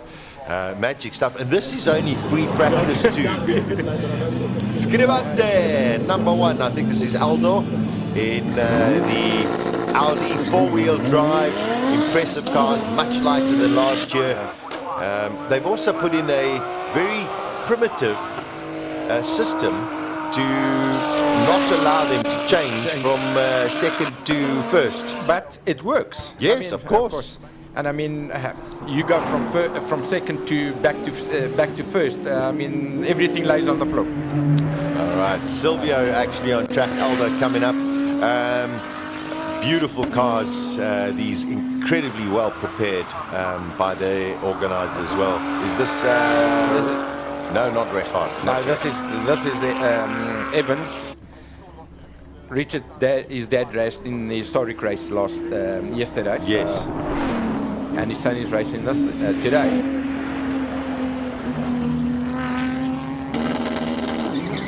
This is Aldo. This is Aldo waiting to see what time.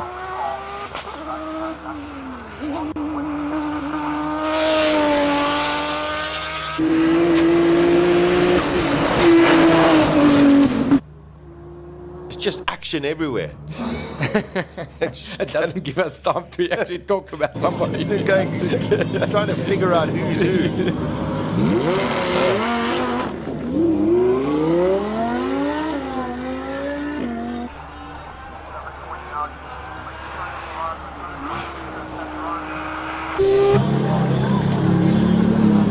Oh, well, yeah, we've got the big guns. coming through.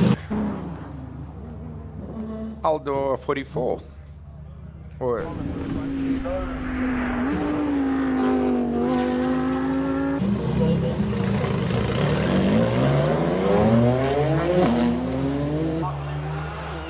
I think they're also not really launching their car hard today in case something happens.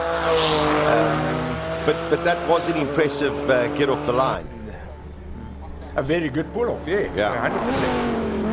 100%. Look how bumpy this road is, and the guys are doing it very well handling it through there. That's perhaps the trickiest part, going under that bridge, Franco. Yeah, because the apex, you cannot see the apex of the corner. So, you go wide and you try and go as deep as possible, but the problem is if you go too deep, you're on the dirty stuff. Okay. So then you can't turn it in, the car's going to go wide. So you try and turn it in tight, and you find out you're actually turning in too tight. It's a fine line that you've got to actually find. Well, Franco Scribante, yeah, 41.3. Definitely up the ante there, Rodrigo, and sitting and saying, I've got a game plan, don't worry, Rechard, I'm going to come and catch you. We'll see about that. Well, let's see what Reggie does. I mean, he blew the time sheets away in the previous run until the single-seaters came.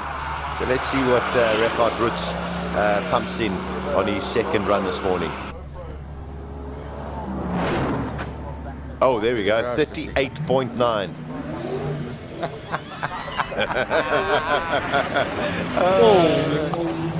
I think you called it, Rodrigo. We'll see. I think he's saying to Franco Scribante, you got a lot of work to do, my friend. I'm so. I don't know what to say. I mean, it's incredibly flossed. It's incredible. That record Ritz. Very, very impressive. So Record did a 39.5 and now he's gone and done a 38.9. That is 6/10 faster already. And that's on old rubber, guaranteed. I'll tell you, I think this is going to be exciting. I think we'll never run out of things to say until tomorrow, I promise. Yeah. This is it Craig Zank? No, this is Mike McCaughlin. Oh, sorry, Mike McCaughlin in the backdraft. 630 horsepower, only 900 kilograms. Yep. And they run this. Yeah, it's just so much power out of that car. They've been battling with the handling, but the guy drives it very well. Mike drives it very, very well. This is Craig Zank. All right, Craig Zank. This has got a Toyota engine with turbo on it. Yes, so 4-litre turbocharged. Listen to it. These cars are all backdraft cars that they've actually bought and modified and put different engines in and aero package on it, and yes, they're racing. So benchmark set by Reghard Roots in practice 2 so far, 38.9. Scribante doing a 41.3. Zili a 41.2. Peter Zili's, like we all looked at it and it didn't look fast, but because of the bumpiness and the downforce, but seems the car's working for him. Yeah, very much so. Single seaters coming out now. We gave you Reghard Roots went 6/10 quicker than his previous time. Scribante went 1.2 seconds quicker than his previous time, but he's still nearly 3 seconds off the pace. So our single seaters climbing up the hill right now. We are getting towards the end of free practice 2. Byron Mitchell is currently on track. We've had 2 times deleted from this session, and that is Mika Salo and Pierre Bester. His time also was deleted.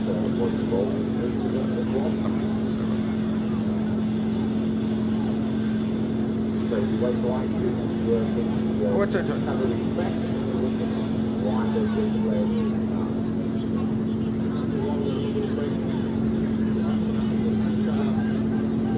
Oh, this is a Lotus 7 with a Toyota engine in it. Yep. Tom Barrett going to be going up there. Seems to be a little bit of a delay. Not entirely sure, but it'll have something. Here we go. Just about ready to go. You can see a little bit of cloud cover on the top of your screens. We don't think it's going to be too much of a threat. But Franco, from this perspective, the drivers, I think, would enjoy these conditions more than something really, really hot. Yeah, I agree with it. And I mean, when it's too hot, I mean, it just makes it so slippery. The tires get like bubble gum, and you don't really want that. You know, you want it around 30 degrees, 40 degrees the tar. But if you start going more than that, then it does really get slippery. So these conditions are actually ideal. Should be a little bit hotter, but it's perfect. It's good enough. Andrew Rackstraw in the Reynard VW, Formula VW. What a talented young driver as well. Did exceptionally well last year. Car number 11, Rui Campos. Your time is deleted, sir. Terribly sorry for you. 55.2. Okay. Oh, this is the most bonkers car. it's just crazy. And this lady, handles this car incredibly. Yes, Rodrigo. It's curious that you guys find it so funny because they are so common here in Portugal. There are a couple of companies that build them, and I have driven a number of them. They are super fun to drive, and for you guys, this is such a novelty thing. Anyone around? It's I crazy. know. I'm fascinated to hear. Hopefully, more and more people do actually get onto them because they are wonderful to watch, and they do look like a lot of fun to drive. They are the greatest things to drive. You can't imagine, really. I'm definitely going to try one day, but Megan Black just loves that. Like, it's just incredible. She keeps on coming back every year. Look at the second loudest car that we've got on the circuit. It is just wonderful, and what a racing driver this young guy, Robert Walt. Listen to that. Let's just listen. When they say it revs 11,000 RPM, you can hear that.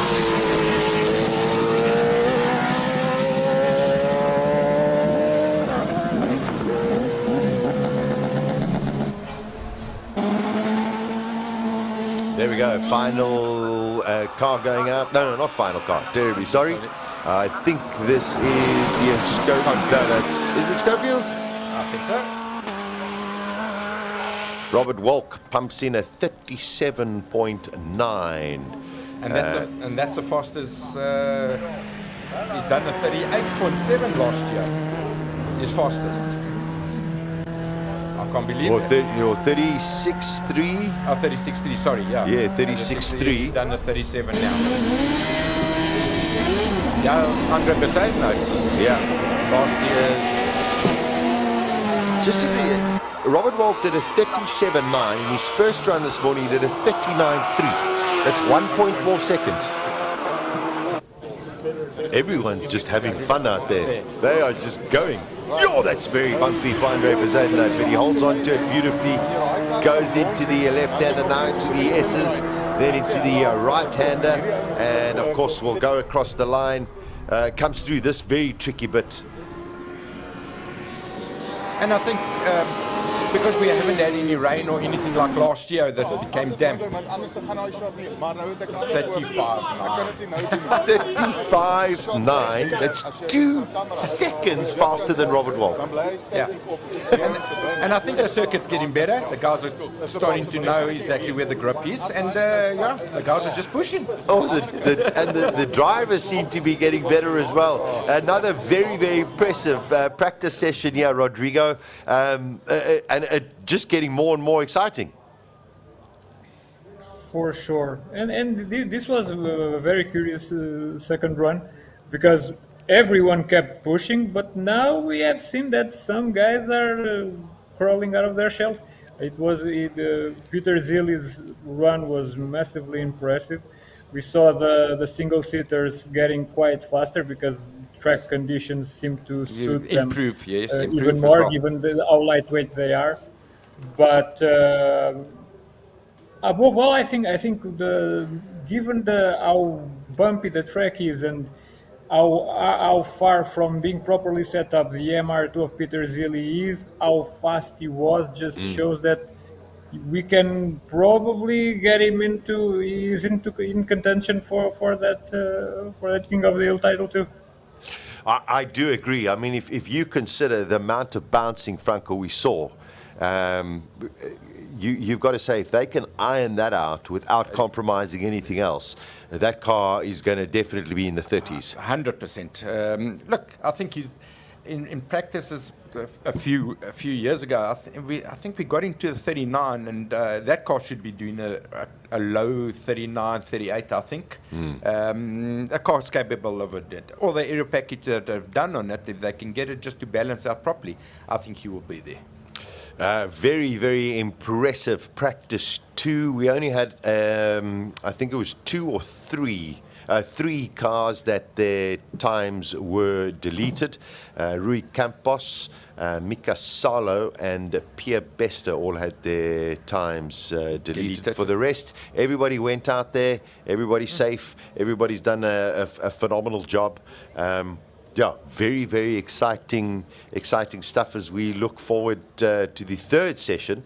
Earlier on, I said all of the cars come back down the hill, but in King of the Hill, they actually go through the Simola estate and come back down. Yeah. And they are told they're not allowed to make too much noise. You can't run fast because it's Yes, an estate. It's an estate, so you can't drive your car as fast as you can coming back. It is brilliant fun. Okay, so what we're going to do, Rodrigo is still there. We're going to wait for our next session. But we had, you know what? We've actually just found out Davy Hubert hasn't gone out. He's in a Lotus with a Ferrari 3.9 litre engine. Yes. Let's find out from Colin Hasty why he hasn't gone out. Colin, tell us the news.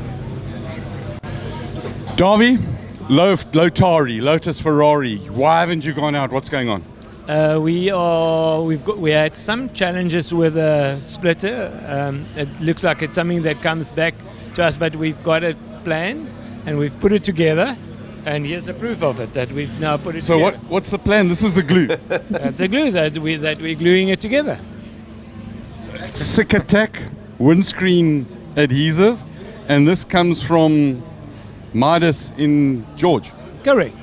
That's it. So we're getting there. We support local, and we hope that we know that it will work. So that stuff sticks forever. Correct. And how long does it take to set before you can put load on the car? They say it's 24 hours, but we're going to put load on it after 4 hours. Okay, so we've got to wait about another 3 hours before we see your car run. Correct. We're hoping to do, I think 2 o'clock is the time that we want to go out. Okay, because we also have a plan for, we've got a competition. Yeah. It's called the Rear Wing Plan competition. So at the moment, there's 3 cars in the running. The Lotari with its huge wing, Yep. Zeely with his wing, Yep.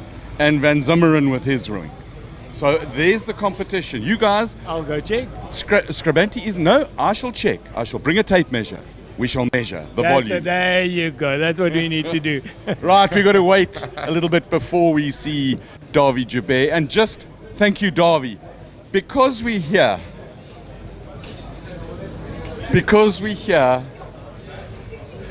Wade, have we got, are you just dialing in more horsepower? Not yet. Are you dialing in more flames? We'll see. Are you making more spectacularness? I hope so. We do too. What a man. Just check out the inside of the car here. Wade, this is the coolest car in the world. We love it. Thanks. Right, that's it. The second coolest car, talking about aerodynamics in the world, is the Martin Van Zummeren car. Just because eye candy, because we can, because we love it, and because carbon fiber and love. Right, on that note, the cars are about to start. We're about to get driven over by Richard Rutz as he comes steaming past us after having laid down a proper time. Well done, boy. We'll talk to you later. Back to the studio. I must say, I never thought I'd get anybody who would say fewer words than Kimi Räikkönen, but it seems like Wade van Zummeren is most probably... Imagine Räikkönen and Van Zummeren out for dinner. Nothing will be said. Exciting. I think it would be a bit exciting as well. All right, let's just have a quick recap. Andre Bezuidenhout, Robbie Walk, difference in time just on 2 seconds, 35.9. Richard Rutz has laid down the marker at a 38.9 in his category. The closest is Franco Scribante on a 41.3. That is 2.4 seconds. Okay, we are going to be back in a short while. Last night was a spectacular evening in the town of Knysna, where all of the drivers went onto a parade, and we thought, we're not... Oh, okay, we're going to keep the parade for a little bit later on during the course of the day. But yesterday was Classic Car Friday, right here at Simola. Let's go and have a look at the highlights.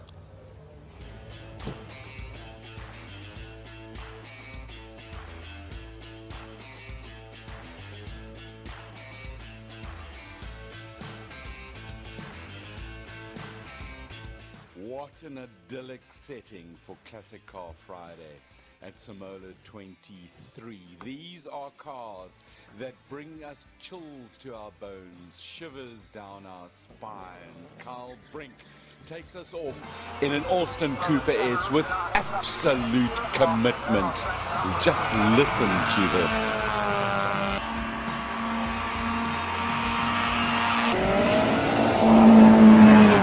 First time at Simola for Carl. This is a rescue car that he got. He built it himself.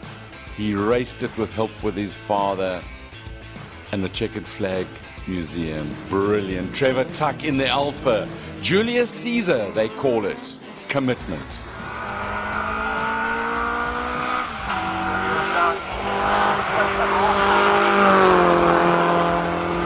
An Alpha, it gives you chills. Oh, man, I'm so happy. Tuck wins his class.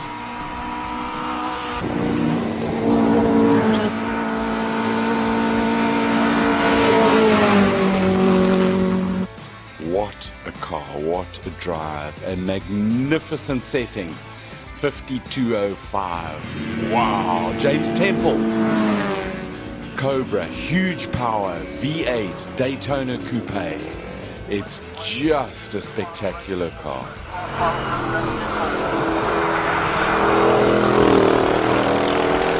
Driving up the hill, climbing now, over the bumps, into bridge.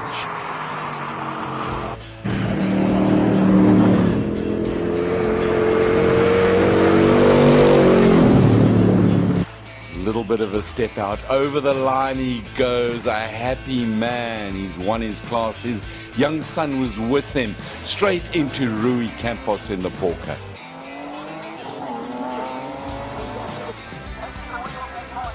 Rui also has a grandson. His debate is, do they let him race or don't they? I say, let the boy race, young man, like his grandfather.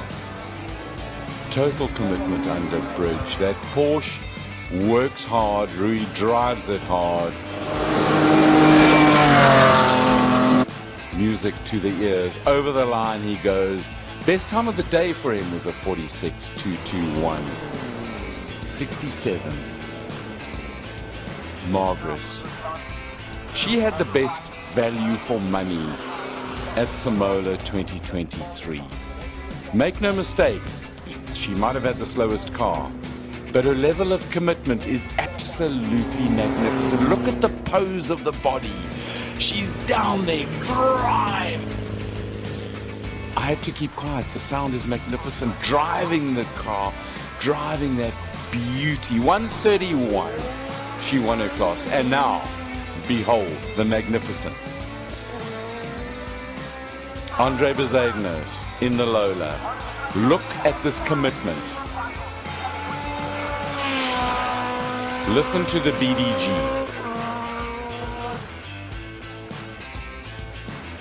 Into bridge, over the bumps, commitment, brake, turn, throttle, drive it.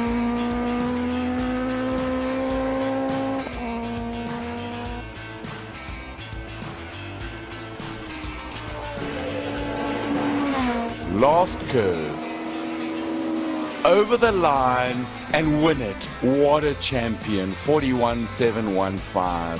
A magnificent day. Join us again. These were the highlights of Classic Car Friday, Simola 2023.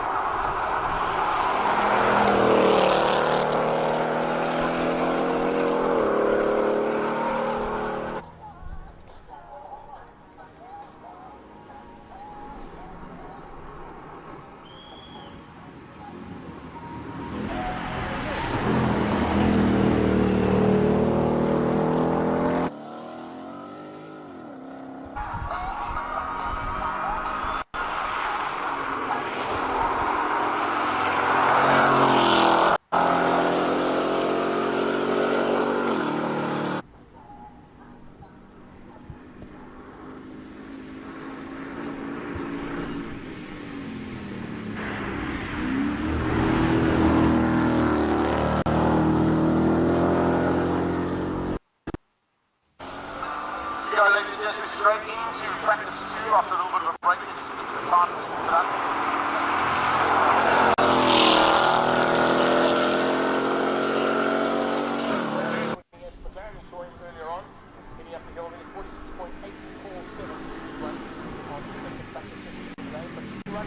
What happened with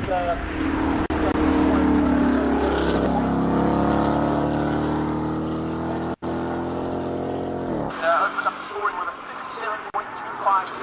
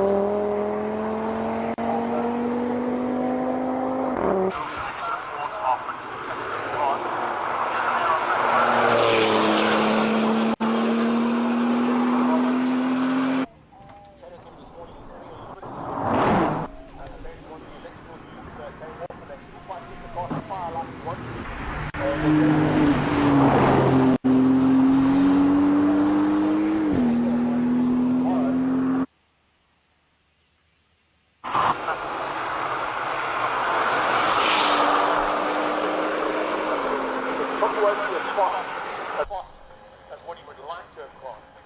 Because Van der Walt being the king of the hill.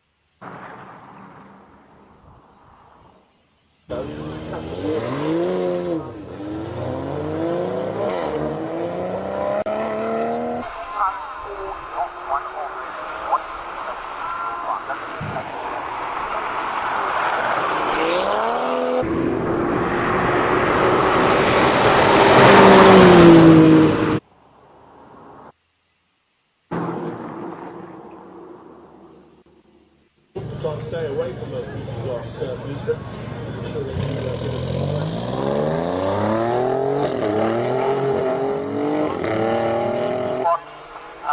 if I drive on the inside of it, is it okay?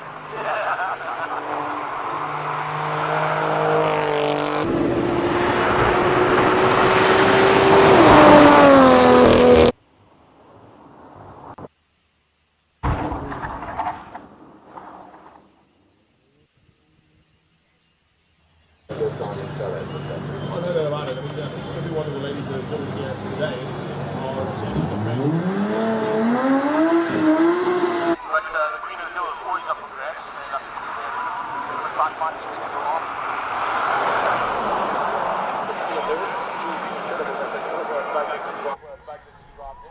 You've got Paige in a super state. You've got a female. Take nothing away as well from Tanya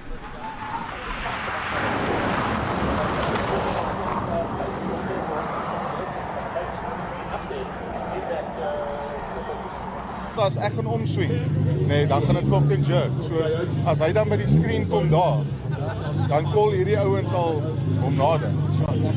So dis 'n bietjie shake, maar anders dan gaan hierdie kamera ek gaan hom moet teen sê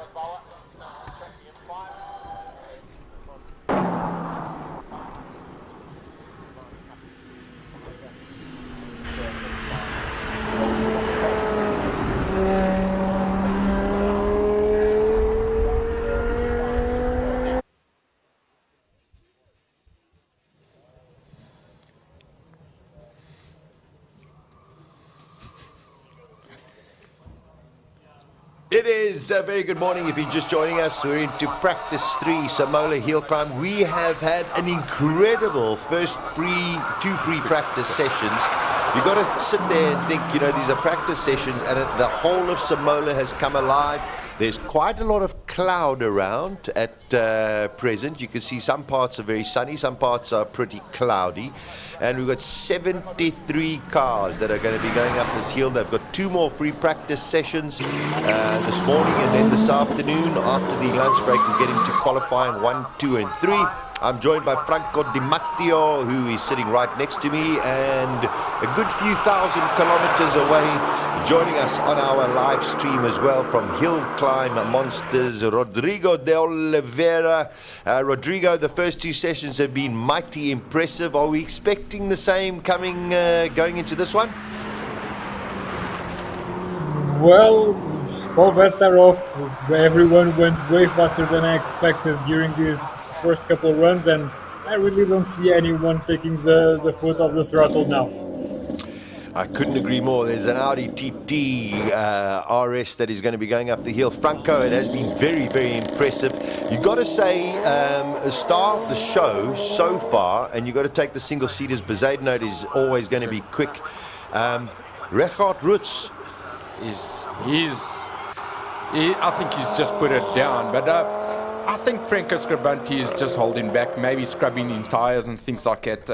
2 sessions of scrubbing in tyres. Come on, Franco, you're 2 seconds off the pace. Well, let's see what happens in the third one. I think he's going to be a little bit faster, but Richard Roots has just put it down and said, let's see what we can do, and you must remember he's still on old rubber, so he's got something in hand. He'll probably go another second or so quicker.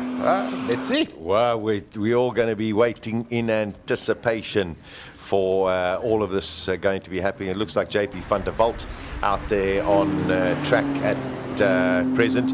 And you know what, with the greatest respect, Rodrigo, to all of these lovely cars and beautiful cars that we're seeing right now, we've got to believe that we're just waiting for the big guns to come out. In a way, yes, but I do appreciate seeing some of the more normal stuff being thrown around. And there are some very handy drivers at their helm too, so I don't resent that in any way. But of course, when you have such spectacular machines up top, yeah. You end up getting anxious when you're not seeing them. Yeah, wonderful stuff. We've got some of the BMW celebrating 50 years in South Africa, so a very, very important event for them, but also a great fun event for them as well. Got some of the electric vehicles coming out as well, Franco. Yeah. Like I said right in the beginning, it's very impressive, especially a heavy car like that to actually pull off the line so fast. It's amazing, and have the torque going up that hill, very impressive. Okay, so these are all session times that we are watching from a little bit earlier. Some of the highlights. Yeah, we're looking at 45.3, 46.286.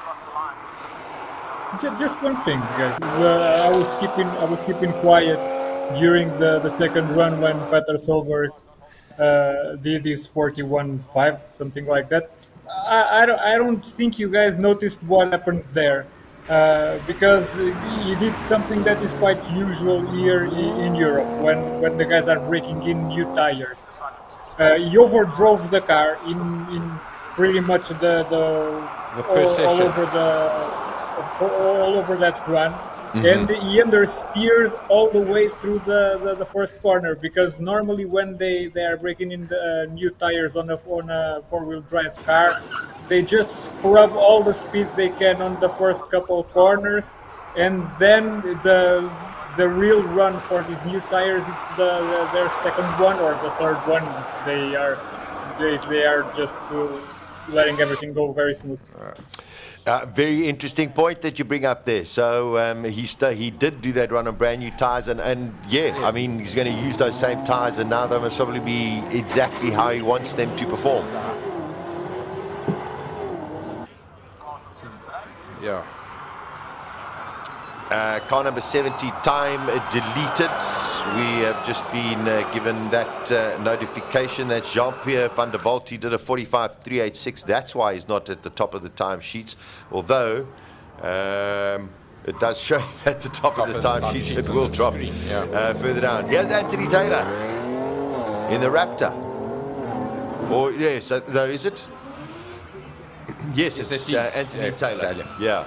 And if anybody can throw any vehicle around any track, whoa, that's on the limit. It's the supremely talented Anthony Taylor. So currently Garth McIntosh again, 46.268. On your screen you'll see Van der Walt is at the top, but his time has been deleted. I'd like to see Anthony Taylor's stance. I mean, they haven't even showed it yet. I can't see from here. No, not as yet. He hasn't got to the top of the hill. So as soon as we've got that time, of course, we will let you know. This is Sean McKay out on track in that beautiful classic Porsche. Speaking of classics, the 325 IS.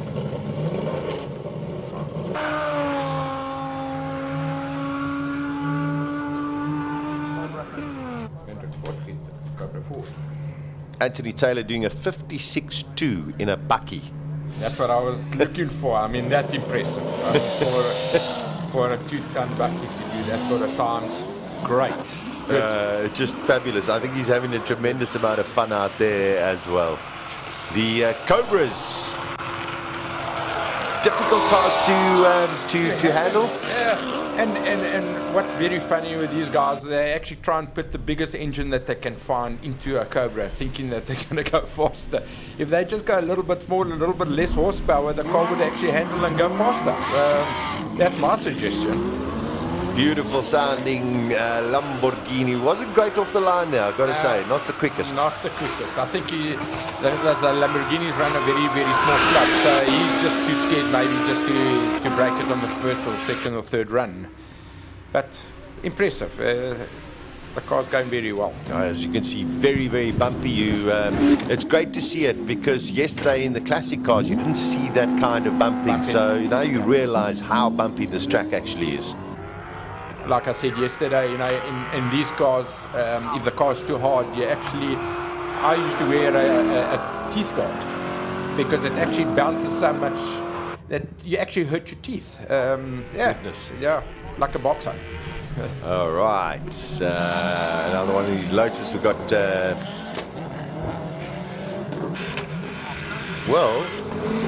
Ricky Giannaccaro just did a 46.2, a 46.1. Wow. Not bad at all. Yeah, not bad at all. Just trying to see what he did a little bit earlier. 47. 47. Yeah. All right, so... He's getting faster. He's faster as this been a 43, so... Yeah, so he will get quicker as well. But 1.6 seconds, that's a vast improvement. Track conditions now, is that affecting everything? I think the track, the more rubber that the guys are putting down, the cars are getting quicker, it's getting warmer. Hopefully we can't really see the sun now, but hopefully it does get a bit warmer and the cars will get quicker. Just a little bit more grip. All right, here's Pierre Bester. His time was deleted in his last free practice. So hopefully this time he won't exceed any track limits.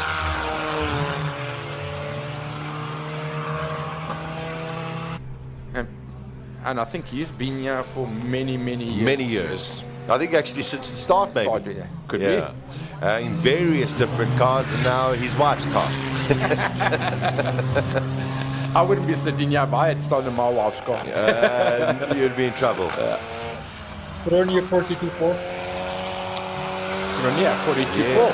42.4 for Anton Cronier. The Subaru. And they've been doing a lot of work on it, making it lighter. Come Jimmy.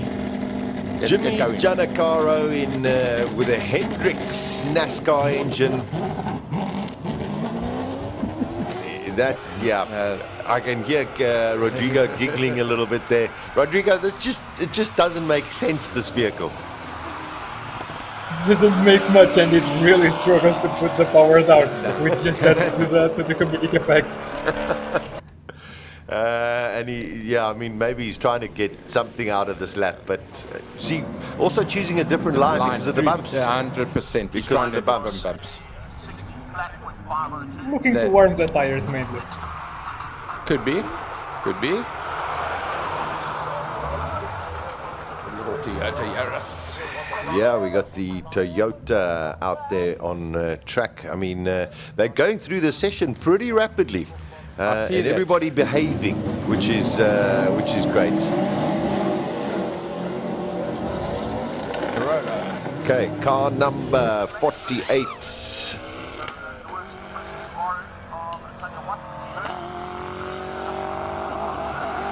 I think this is Nati Msimanga in the GR Corolla.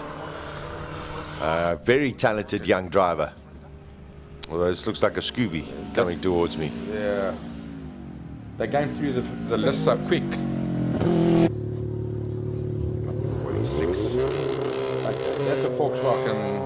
Yeah. Diane Padayachi going out in the Golf 7R.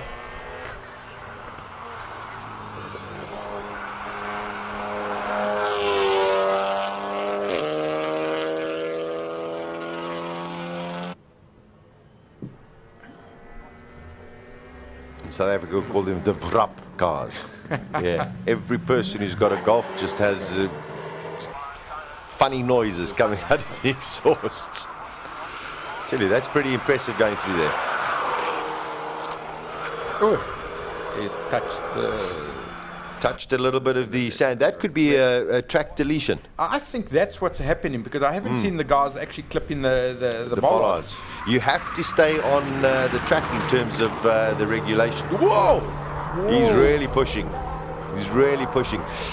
Rodrigo, in terms of the regulations in Europe as well, are these similar to them? If you go off track, do your times get deleted? No, not really. Here, as long as you finish, it counts. You're okay. Henan Solberg, one of our international guests, just about to get off the line. He's, of course, here together with his brother Peter Solberg, our other international guest, Mika Salo, be driving the Mercedes.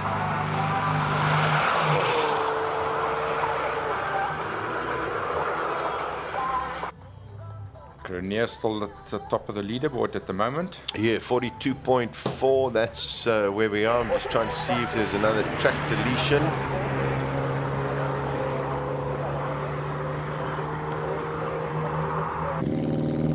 There we are. Peter Solberg. Let's see what he does this time. Yo, that is super fast off the line. That's this incredible. car means business. He has done a 40-second. That is flat out. I mean, look at this. It's just incredible. These are these WRX cars. And look at that car. Doesn't bounce around. Yeah. That's how well set up that car is. On the limits. Okay, this is just, I mean, let's just watch. Oh, we should have stayed with the camera.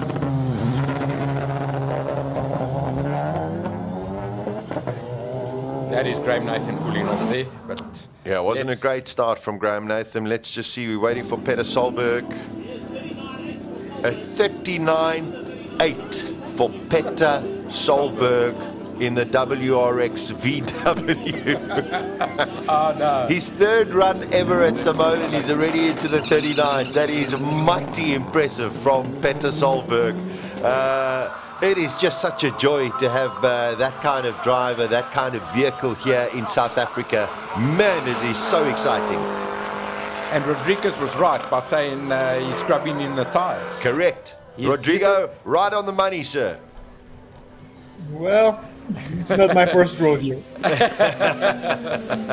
Knows exactly what is going on. This is car number 40, and I think it's Clint Weston. Here we go, Clint Weston in the AMG 45S, 310 kilowatts from this little 2-liter. That is impressive.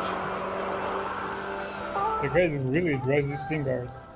Yeah, I mean, Clint knows these. He drives these, I think, every single day for about 8 or 9 hours every single day. So there's nothing about a Mercedes he doesn't know. Oh, he's pushing. He's on the limits of that car. He is pushing. Oh, we haven't seen Mika Salo go out again. This is another one of the Mercedes that are out. Mika Salo is still coming. What Mercedes is there?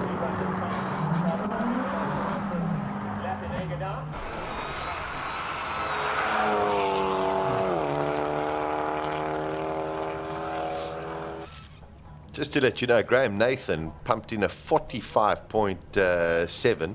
Fastest at the moment still, Petter Solberg, 39.8 in the WRX. It's the Honda Civic Type R. This is such a magic car to drive. It really, really is a lot of fun to drive.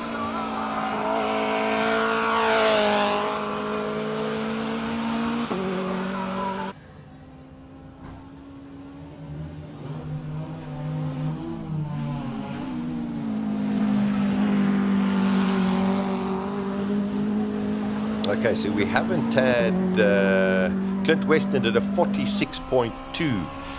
Mika Salo maybe not going out in this run, maybe something wrong with the car, unless he's just been delayed or go out a little. Oh no, there we go. I think he's in 10th. There he, yeah, in ninth. There we go. 47.2 for Mika Salo. The gap's a bit closer, not too bad. Yeah. He's getting used to the track, I guarantee you that. Yeah, he's getting used to it. So still a second, but in his last run he was 2 seconds. That's right. So he's improving. Improving all of the time.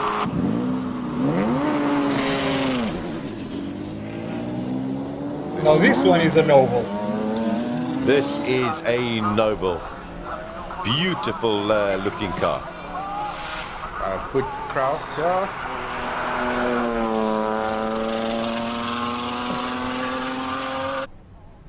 3-litre 6-cylinder, the M400. Ford engine in it still.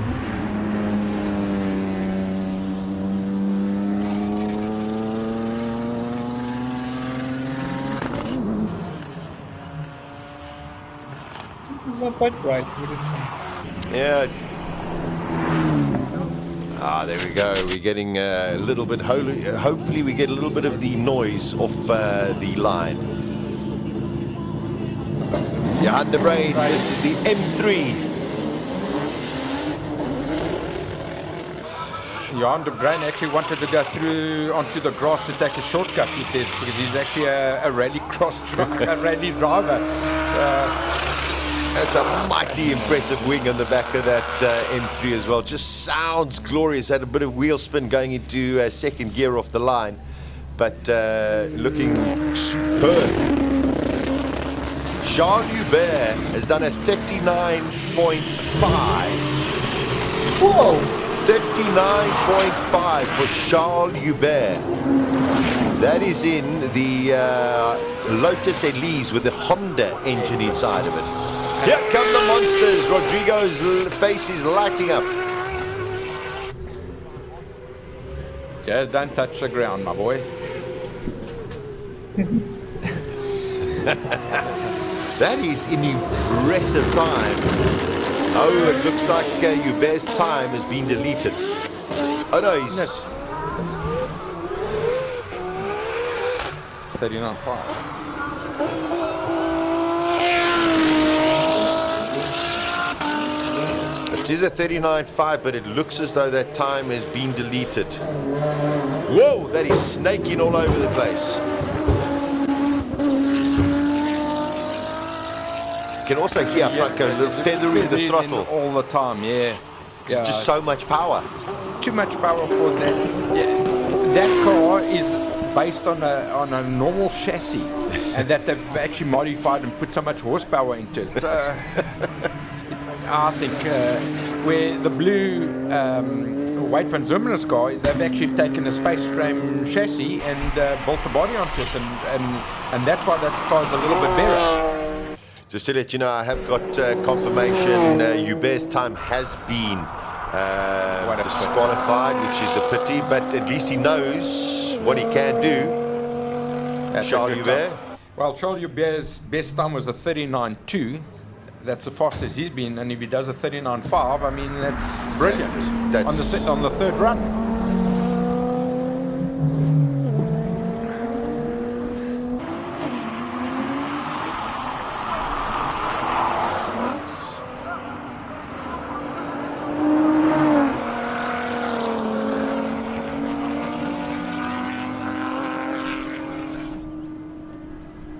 I mean, he did a 41.6 in free practice too. Yeah. So either he went way off the circuit and cut a lot of time, or was just a little bit unlucky. Silvio Scribante going out. Aldo Scribante. Oh, big lift there, Franco. Going into turn one. I think he just went too deep and just couldn't turn it in. The cars are now, they're getting more comfortable, but I think they're just trying to push the limits, finding the limits, and yeah, he had to come off on it. The car understeers still a little bit. He's touched the ground, and I think that will hopefully not, but yeah. Martin Vanzuren in second place at present of 42.3. Your timing screen shows Charles Hubert at the top, but his time has been deleted. But mighty impressive time from him, regardless of the time. That's 3/10 quicker than Peter Solberg. One of the Audis going up with the Audi R8. Here comes the Sheriff. Beautiful color scheme on this car. Something happened with Peter Zilli. He isn't showing up. They're not showing it again, yeah. Maybe they're trying to adjust the car a little bit to get it not to scrape so much on the floor. Very gentle pull-off. Yeah, just as you say, you know, these cars, their clutches, you just don't want to burn it out. You still have another most probably 8 or 9 runs to do. But let's see if I'm a little bit right where I said you were scrubbing in tires. Let's see, maybe. Very bouncy. You just touched the brakes there a little bit. And also, perhaps Franco, also one of those, maybe, you know, there's a corner that he's not entirely happy with and going on this run just to try and get that corner perfect. The problem is that the corner comes up so fast in these four-wheel drive Skylines that, you know, you need time to adjust. And the guys are just taking it a little bit easier, but that'll come. Listen, we saw how slow his pull-off was as we were watching Richard Roots. He's just pumped in a 39.9. So there is so much still to come from these cars. Let's see what Reggie Roots can do on this run. His fastest so far is a 38.9. These cars are so awesome. Oh, they're magic. Oh, it's just magic.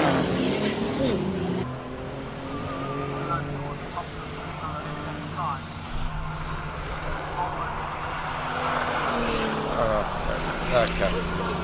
Richard Roots at 39.1. A little bit slower, I think. A little bit slower, but still very consistent. 100%. And you must also remember that these tires are also getting worn, and the old tires. Yeah, could be putting on new boots a little bit later on. And he also was very conservative on his launch. On his launch. 100%. Yeah, so there's a lot coming from these guys. It's just fascinating to watch. It's like this game of chess amongst all of the players, and just going, well, do I want to show too much? Yeah. All right, I think his brakes are ready. And his tires. Fire extinguisher. These are these backdraft cars which are produced, Franco, in Durban. In Durban, yeah. I've actually lost his name now. By Mr. Backdraft. Yeah. So we've got the two, Mike McLaughlin, Craig Zank, and Tony Martin is the man responsible. That's what I'm looking for. Yeah, how can I forget such a legend? You know? He won't forgive you. No, you're not. Sorry, Tony. We apologize for Franco. Sorry, Tony. Yeah, no, look, he's done a fantastic job of building these cars. I mean, he exports these cars, he builds them for the road, and he exports them. So Brilliant. Brilliant. It's looking good, sounding quite amazing as well. Oh, there's Mr. Campos. Rui Campos, last session his time was deleted, so let's hope he has a clean run going through here. Very, very tight on the start there.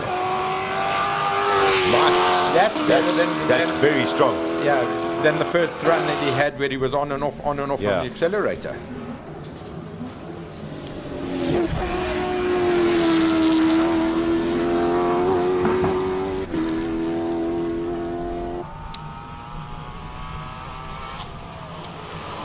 Little bit of touching the gravel there. We'll see if that gets any kind of penalty, but that's a much more impressive run from Rui Campos. We will get his time coming up there. There he goes, 41.3. 41.3 for Rui Campos. We've had another time deleted. That is track car number 18. Darren Goodmans in his Nissan. His time has been deleted. Car number 12, getting out here. Here's another one of these fascinating backdrops. It's got a Toyota engine. With a massive turbo on it. A huge turbo and a relatively small rear wing. You know, that's you'd see standard. These cars have got the same clearance as trucks. Everybody's trying different things. I mean, nobody's actually got a wind tunnel that they can actually test. So everybody's trying a different wing and different thing to get the car to sit down. Now there's a market, Franco. A wind tunnel. Sponsor me? Well, I was going to say, I think you should, you know, be the advocate of it and start one. There we go. Well, actually, Rodrigo, maybe with his Euros, maybe he can help us out. I wish. Yeah, I think we all wish. Coming to the latter end of practice 3 already this afternoon, 5 to 12 South African time. If you're joining us from all over the world on our Raceday.tv, Simola Hillclimb channel, and of course Hillclimb Monsters. Great to have your company. We've had a fascinating morning so far. So we lose our cameras, but they come back instantly. We've had a fascinating morning so far, and I do think that it's getting more and more spicy. The question is, how many drivers, Franco, have found that limit and just sit there and say, I don't know if I can go anymore? There might be a few that are on the limit now, but I don't think so. Everybody's going to leave it at the end for qualifying. So most of the guys will be running on old rubber. So when they put new rubber on, and depends what rubber is, they've got to strap it in or not. They will probably go faster. They'll probably go.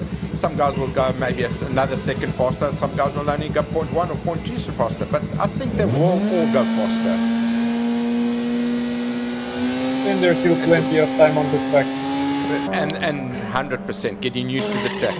Yeah, lots of time. And everybody's different. I mean, some guys can pick it up straight away and go flat out, and other guys will take time to adjust.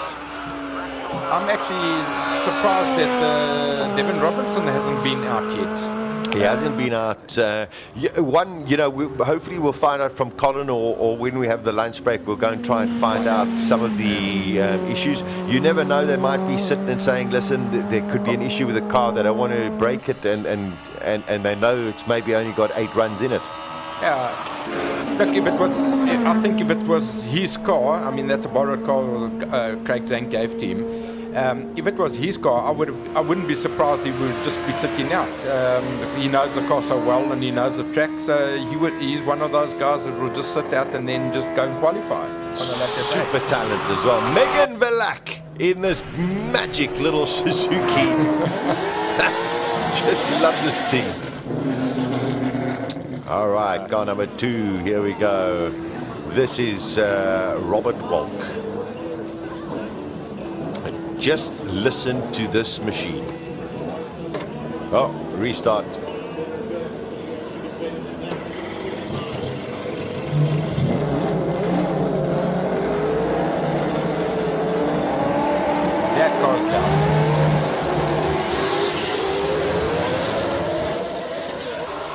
It is spectacular. Listen to this.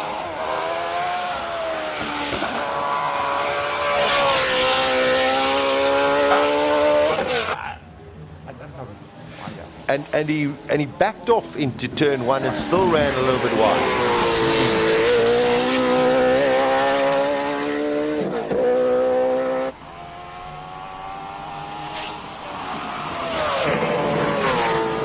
It's incredible how fast they can go through those courses. It's crazy. Just, it's just wonderful. Ian Schofield in the Mygale. Going up the hill. He had a beautiful day yesterday in the Classic Car Friday. We'll be wanting to do the same. Same, yeah. Robbie Walk does go faster, 36.9. 36.9 for Robbie Walk. Last year he did a 36.3. Yeah, so he's only 0.6. He's only 0.6 off his fastest time up the hill, and I think he's got a little bit of understeer on that car. It looks like it. Yeah. It looked like it in the turn one there. So Andre Bezuidenhout, he's got it all to do. 36.9. These are practice sessions that don't really matter at the moment. It's just a question of getting the feel for the car. But this is the current champion of the King of the Hill. This is a magnificently prepared car as well, and a brilliant racing driver and wonderful man as well. Andre Bezuidenhout. He's got so much room still. So what it's telling me is that he's not going flat out. He's got so much room on. He's not even hitting 35.298 for Andre Bezuidenhout. Rodrigo, you would think that this was the race for the King of the Hill. Well, isn't it? Yeah, but this could be the final. It's just fantastic to see what we are getting over here. So let's cross over to Colin in the pits, because there were a couple of non-runners during that free practice session. Colin, give us the scoop of what's happening. Peter Solberg, welcome back to South Africa. Fantastic to see your smiling, entertaining face and the Polar. It's honestly, since I came yesterday, and quick shower, straight into the parade. Great atmosphere. I'm so glad to be here. I've driven this car since 2018 when I did the rallycross. But it's really good fun, and I'm so proud of Volkswagen here in South Africa, flying the car from Germany, get it here, and it's a good history.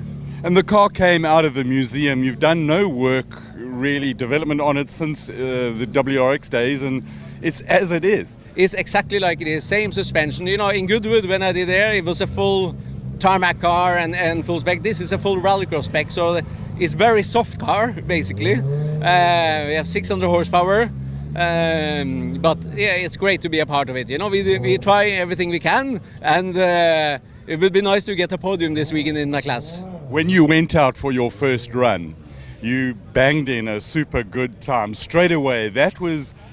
Was that just to say, I'm here and I've come to have a go? No, I don't know. When you are a rally driver and a rallycross driver, normally you are good at doing straight away. And after that, maybe we don't see massively progress. We do very small things. But it is fast hill. And, and some of the cars have 1600 horsepower. So it's very impressive. And it's so nice cars here to look at and good drivers. So it's a hard competition. That was getting to my next question. Richard Rutz wheeling, having the car wheels. He's one of the favorites, but that is a totally different car to this. Yeah, very, very much. I'm not sure how much horsepower, but it's over 1,000, I think. It's a lot. Yeah, but it is like it is, and it's good fun to be a part of this. And I'm very impressed with some of the cars here. It's really good, but it's still a long way to go. And if it rains tomorrow, maybe it's a different chance. Are you going to be doing the rain dance tonight? Well, I think I'm here to have fun and do a good marketing for Volkswagen stuff. So for me, I I hope for the spectators and everything that is dry to have an enjoyable event. If it's raining, yeah, we have for sure a much better chance to have a chance to win. Yeah. You're a proper entertainer, and I think everybody here would thank you for that. No. Hey, we have passion for what we do, and I love motorsport and cars, you know, and all my family, my brother and my cousins and my mother, father, all of us are doing motorsport, and it's in our blood. So thankful to be here. Peter, thanks for coming. Thanks for entertaining us. We're going to talk to you over the next day and a half because this is King of the Hill. Good. Thanks a lot. Peter Solberg, they've come to entertain with an absolutely brilliant machine. We're going to go straight across the way here because Clint Weston is in the AMG Mercedes. You've got Mika Salo right there. We want to go and talk to him as well, but you beating a Formula One driver there. What's going on, boy? Jeez, I think I'm not getting old. I think I'm getting younger. And you're still having fun? I'm having tremendous fun. You know, these AMG 45s are just so accommodating. They you can really take it to its last, and it'll keep it on track. A lot of other cars, you're really going to fight it, and you've got to just find the limits in a car like this and just have big kahunas. Interesting class this, the four-wheel drive turbo cars, road-going cars. You've got yourself, Volkswagen, Toyota. Wonderful battle. You so far it seems that the AMG's are ahead. Yeah, I think we do have the upper hand. The all-wheel drive system, the race starts off the line as well. It really doesn't waste time there. Going through the corners, late on the brakes, it can handle all of that. So you know, you can really push this car to the limit, and it still has the power. It's still on tap. And it's as fast as you can go, and choosing the right lines. If you don't choose the right lines, obviously it's going to go wide and you're going to lose time. The way of the racing gods. Thanks so much. Thank you, Clint. Let's see if we can talk to Mika Salo straight away. Mika, welcome back to South Africa. We know you spend a lot of time here. First time at the Hill. What do you think of it?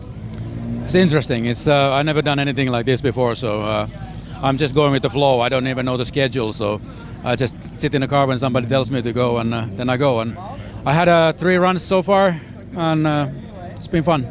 And when you try and learn a new track like this, what are the things that you look for to help you get the maximum speed out of the track?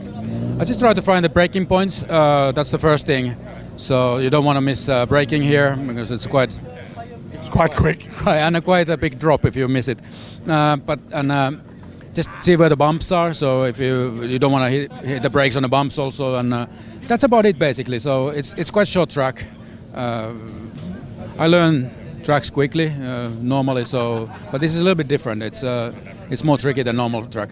And you don't have continuous laps to do. You do one run, wait half an hour, 3/4 of an hour, then go and do another run. Yeah, it makes it really difficult. I wish I could just keep going, do a few laps, and it would help me a lot. But it is same for everybody, so that's what I have to do. AMG Mercedes, first and second in the class. It's a really good start. Just wrong order. Clint is quicker than me. But I'm sure you can fix that a bit. Of course. We're going to come and talk to you over the next day and a half. Thanks for chatting to us. Good luck. Thank you very much. Cheers. What a lovely guy. And we've also got to go up the road here because one of the other makes of cars is Hyundai with the i40N. 30N, yeah. 30N, oh hell, you know, numbers and names, that's not my thing. Petrol and stuffs is. Yeah, 100%. How did your runs go? So going all right. Took it a bit slow this morning. It was a bit slippery. But now finding our feet a bit. We're on a different size wheel now, so at 265, so just getting used to that. So you made them wider than you had last year? So this is the first time we've run this car. We had it on a 235 tyre before. Now we've got a 9J 265, so the same as a Civic Type R basically. And how's it going up against the Civic? 100%. The car's basically stock. It's got the cat's been out and it's got a file, and it's pretty much doing the same times as a Civic. So you're enjoying it? I'm loving it. Isn't that what this event is about? 100%. But this is a C for serious event because this is the finest coronation event in the world. 100%. We're missing the coronation today for it, eh? No, this is the coronation. Those people in England world are missing our coronation tomorrow. 100%, 100%. Thanks for chatting to us. And then we go straight up the road here to one of our noisy cars. We know that Rodrigo loves fast, powerful, noisy cars. Johan, you've got one of the world's best tuners and fiddlers of stuff. How's the car going, and has Freddie given you the more powers that you need? Well, we haven't been on power yet, but we're just trying to get the traction control and the launch control to work a bit better. We just didn't have enough time beforehand with this car, but so we're now either on or off, and we're struggling to find a good midway. Sometimes the in-between parts are the most tricky. That's definitely so, because we're either spinning or not getting enough power on the road. So that in-between part, it gets all sticky, and you've got to just make sure that you're backing off enough to get it right. Absolutely. What a good man. Have fun. Thanks. Thanks, Colin. Right, let's reverse out of here, because Peter, you can reverse out of here, because we're now back to Rodrigo's even more happy cars. We've got the Lotari Ferrari nearly ready to go.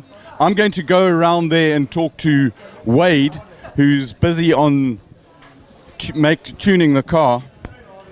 See if I can get past the wheel here. We don't want to interrupt them too much. I will come around here. Past one of the largest wings in the world. Look how big this wing is. It's ginormous. And let's get to Wade. Wade, you checking out both cars? What you doing to it now? Yes, not just checking the logs and seeing if everything's all right. And just checking that it's going well, they are out deal. And slowly but surely, as each run goes, you check things, and when you guys feel good in the cars, you start adding more boosts and horsepower. Yes, no, for sure we will. But see, there's that naughty boy smile of yours. Yes, we got more power. Always. So when do you give it all of the horses it's got? No, tomorrow. It'll be better. Look at this, the smile again. Thanks, man. Thanks. The entertainer, an absolute full-on entertainer. I want to talk to Farouk, because one of the cool cars, the guys are busy. What are you busy doing on the car at the moment? So we're picking up some oil that's coming out of the catch tank and spraying onto the windscreen. So we're trying to see if we can cover it up so it just doesn't make it's a thin spray on the windscreen, and we're obviously scared for visibility. But also, is it okay that it's pumping out that much oil, or is it because of the massive boost that you've got going in there? No, it's okay. We're suspecting that we might have overfilled it a little. Overfilled, Farouk? Yeah, I think the chances of overfilling is more than anything. And when you get that fine mist spray on the windscreen, never good, eh? Well, the through that S's are hard to see the windscreen, the road anymore. Good man, good luck. Thank you, but we've improved at every lap, so yeah, things are going well. Awesome. Farouk Dangor running properly. And then we've got Peter Zeeley's car in the back of the pit. And the reason he didn't go out earlier, the guys raised the question about missing Zeeley. And the reason is with the aero that they've developed on the car, they've got massive amounts of downforce, and they had the car sprung a little bit too hard. They raised it, but it's still being pushed onto the track, and then the wing stalls, so some of the downforce goes away, and then it comes up, and then it ends up bouncing, and it's not very good on the car, and it's not giving Peter a consistent feel to the car. So I did have a chat with him a little bit earlier, and this is what they told me. We've now finally got across the way over here Silvio Scribanti, Silvio, come and tell us what's happening. So you didn't go out in that last session. What's the story? Man, my fan belt jumped off, and I knew there was a problem on the second run because the engine temp went to 120 degrees when I got to the top of the hill. That's no good. No good. So, but we're back for the fourth practice session. We'll be back, and I'm obviously sad to have missed P3, but we'll be back for P4 and hopefully stronger than ever. We need to now put the hammer down now. Enough bullshit now. You've got to start winding stuff up, boy. We're still on low boost, but I'm going to crank it up one more notch, and then I'll got one more to go for quali. So hopefully we can get down to, look, the plan is to get down to 41s, eh? Okay, and it's starting to get there's a cooler breeze. That always helps a boosted car. Yeah, Yeah, look, it obviously helps the engine boost, engine performance. So let's see. It's the same for everyone, eh? So I think it's personally just big balls and foot flat.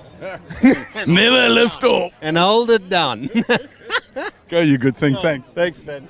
Always fun and entertainment. Let's go to the Howsett.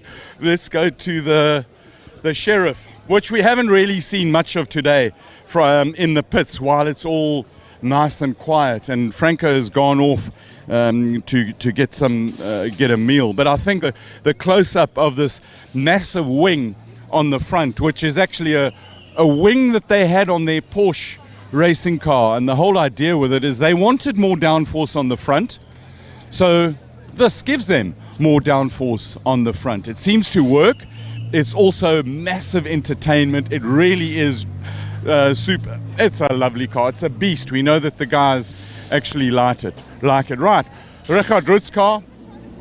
The guys are busy. Well, here he is. Reggie, come and tell us what's going on here. What are the guys doing to the car now? We're just checking everything's good, doing some tire changes, trying different pressures, little things, changing the stickers on the car, see what works. Polishing it. Polishing it. You came here with a mission.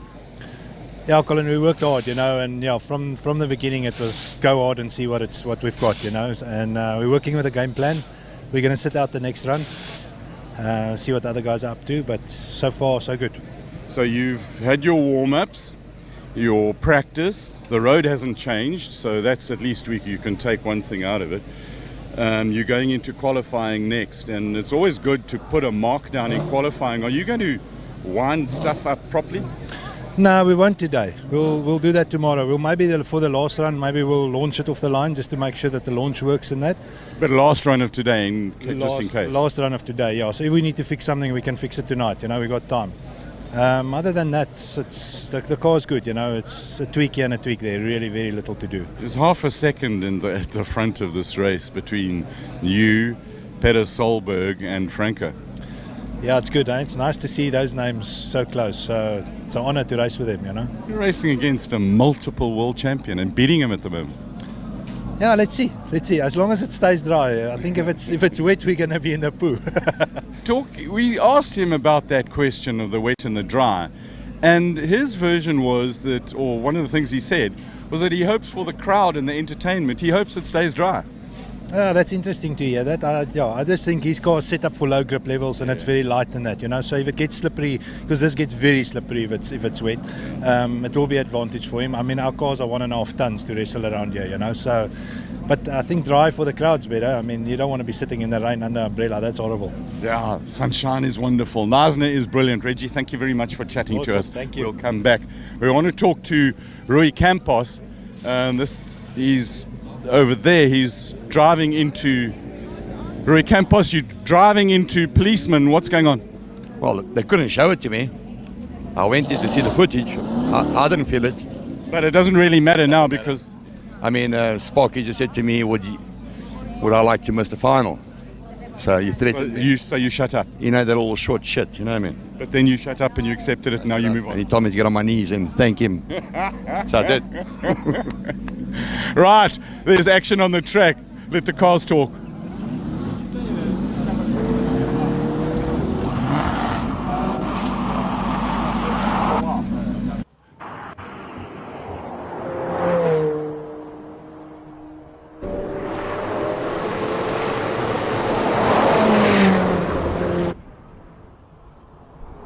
And here we go. It is free practice for, sitting next to me, Ciro de Siena, who's been outdoors for the last couple of hours enjoying all of the action. Ciro, welcome.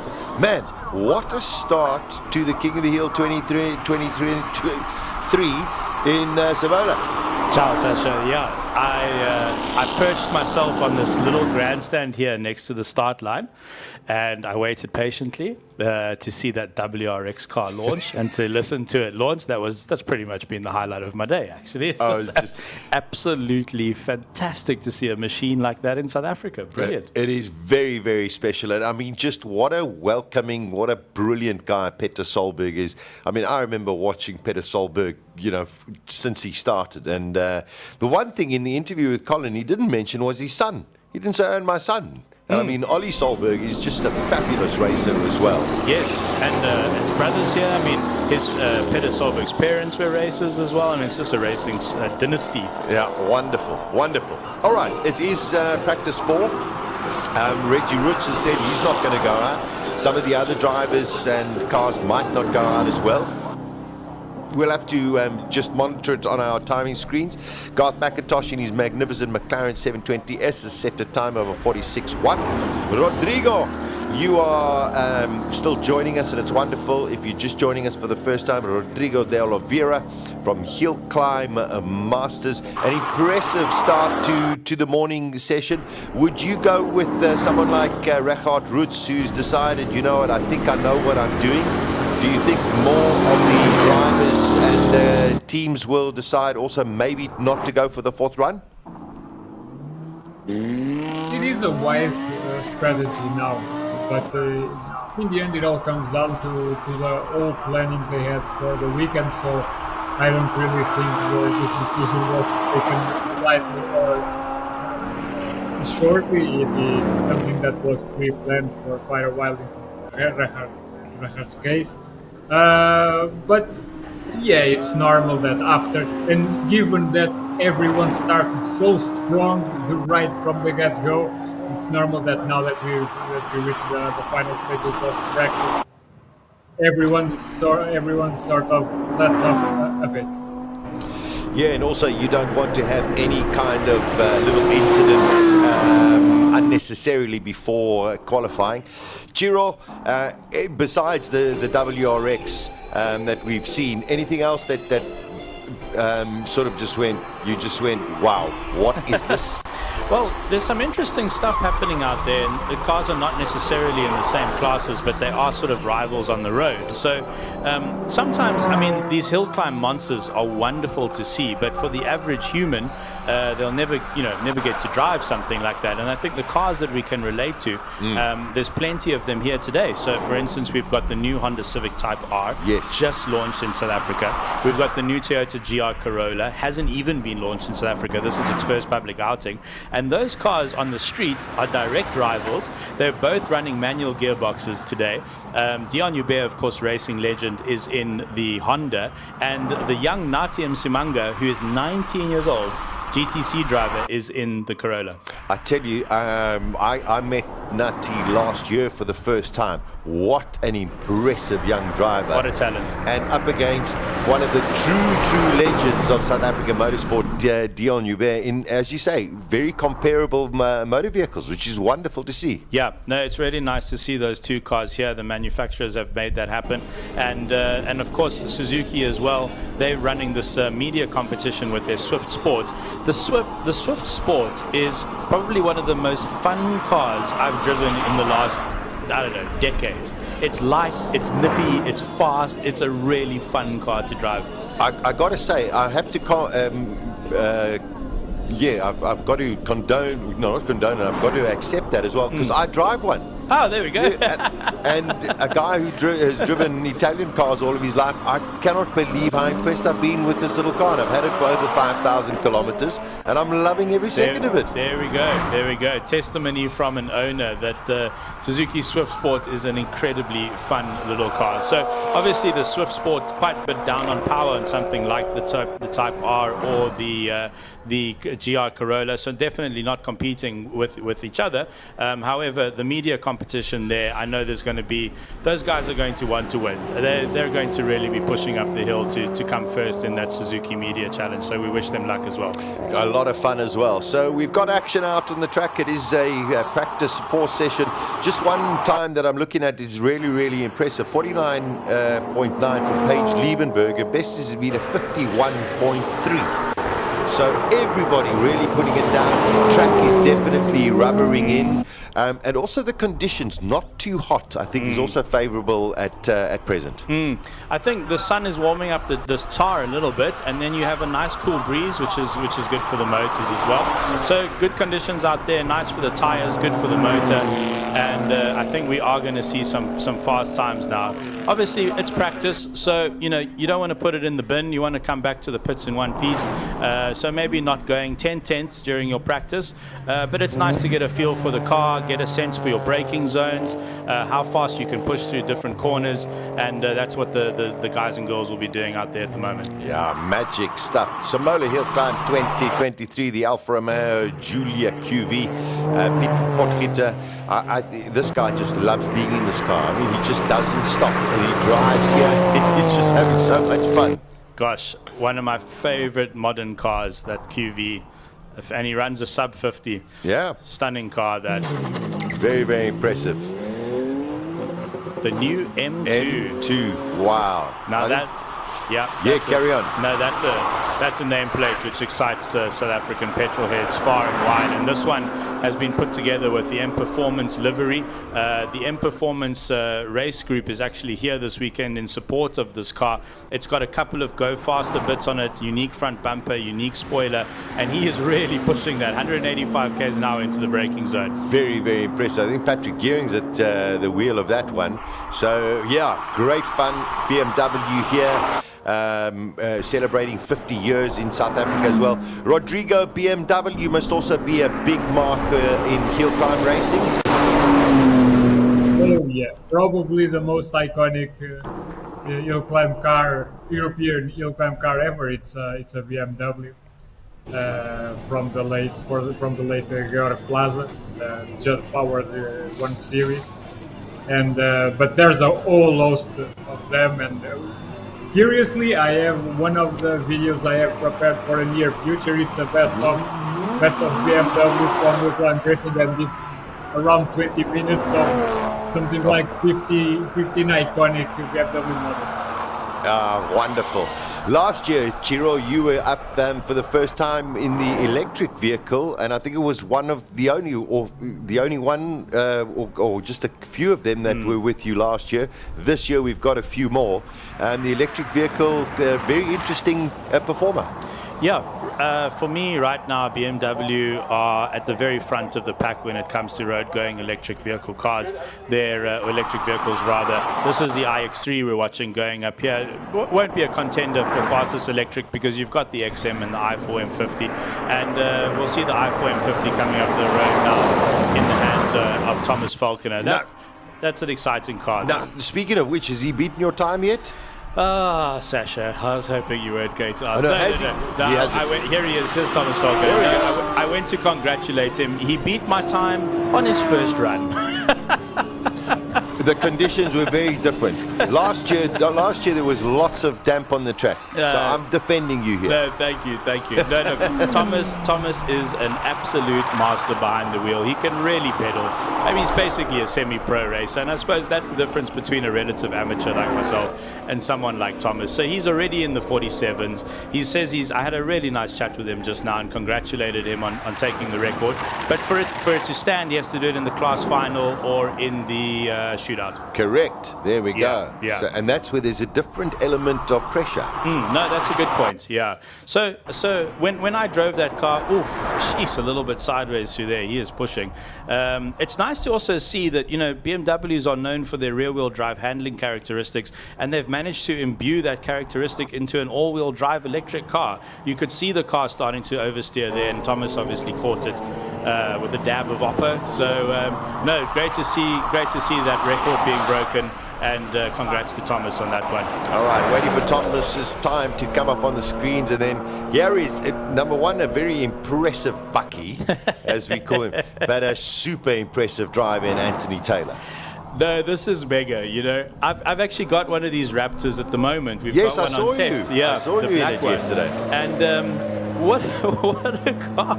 I mean, what a bucky. Nearly 300 kilowatts in a V6 turbocharged bucky. I mean, it's mad.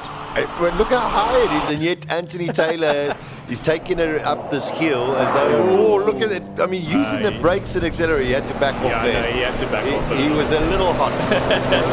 You saw a flash of those brake lights midway through the S's. Yeah. I think the back, what do you call it? The tailgate. Tailgate has dropped. So that's actually for aerodynamics.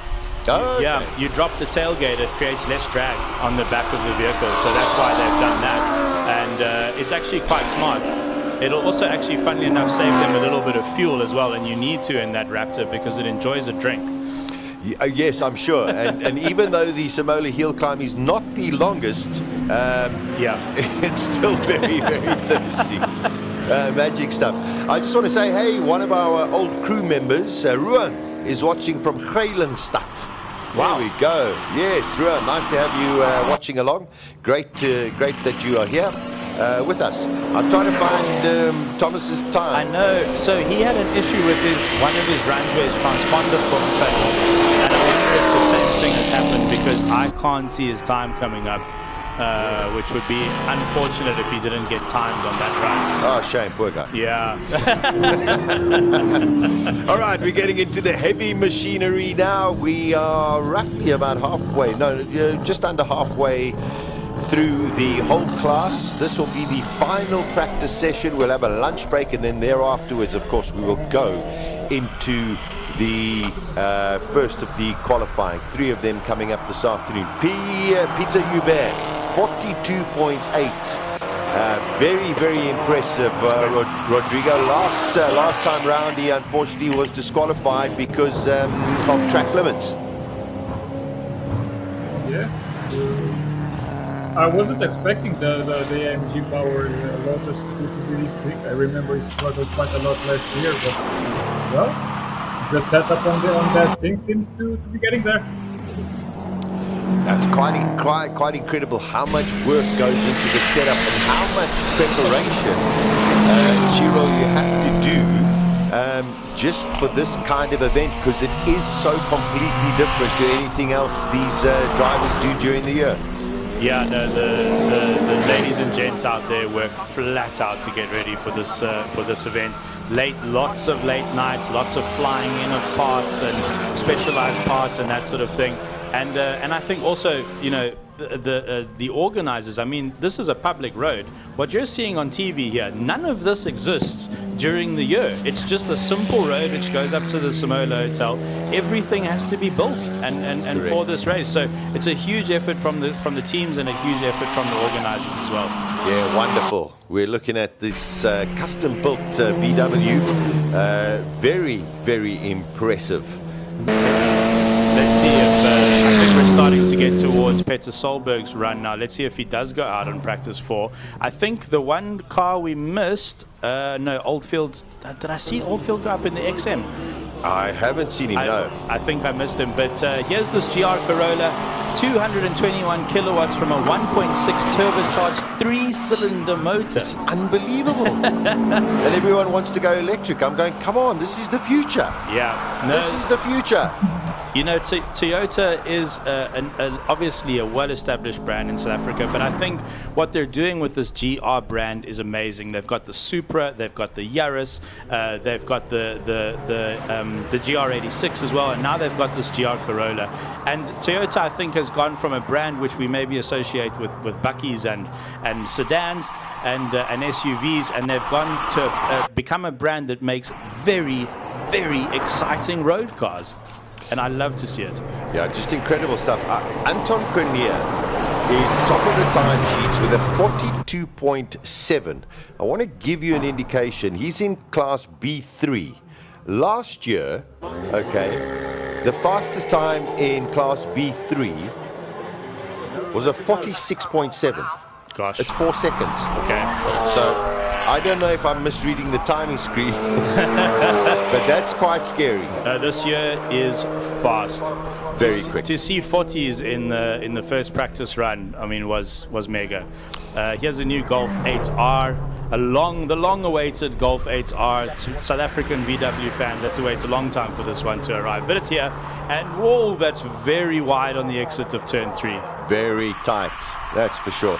So I'm saying, Giro, you got to go to Thomas and say to him, but there's gap difference 4 seconds. You need to improve by 4 seconds. Then we can start talking. Should I set a target for him? That's maybe what I should perhaps, do. Perhaps a bit. I think you could be right. I think perhaps a better idea.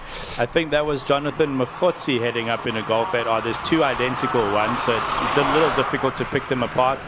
Jonathan Mkhotsi, also a wonderful young man who's come through the VW Academy. Brilliant. Okay, Mkhotsi and Hennen Solberg are up the hill. This is Peter Solberg in the WRX. Those tyres are scrubbed in. Let's see what kind of launch he does off the line. This is just so much fun. With absolute commitment. Just listen to this.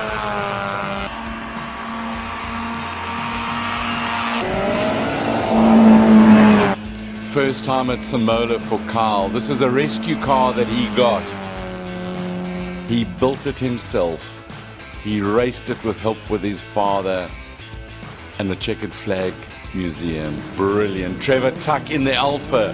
Julius Caesar, they call it. Commitment.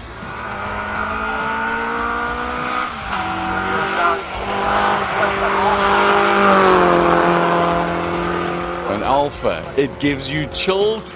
Oh, man, I'm so happy. Tuck wins his class.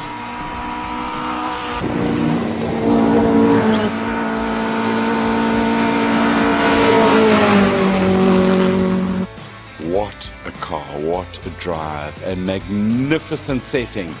52.05. Wow, James Temple. Cobra, huge power, V8, Daytona Coupe. It's just a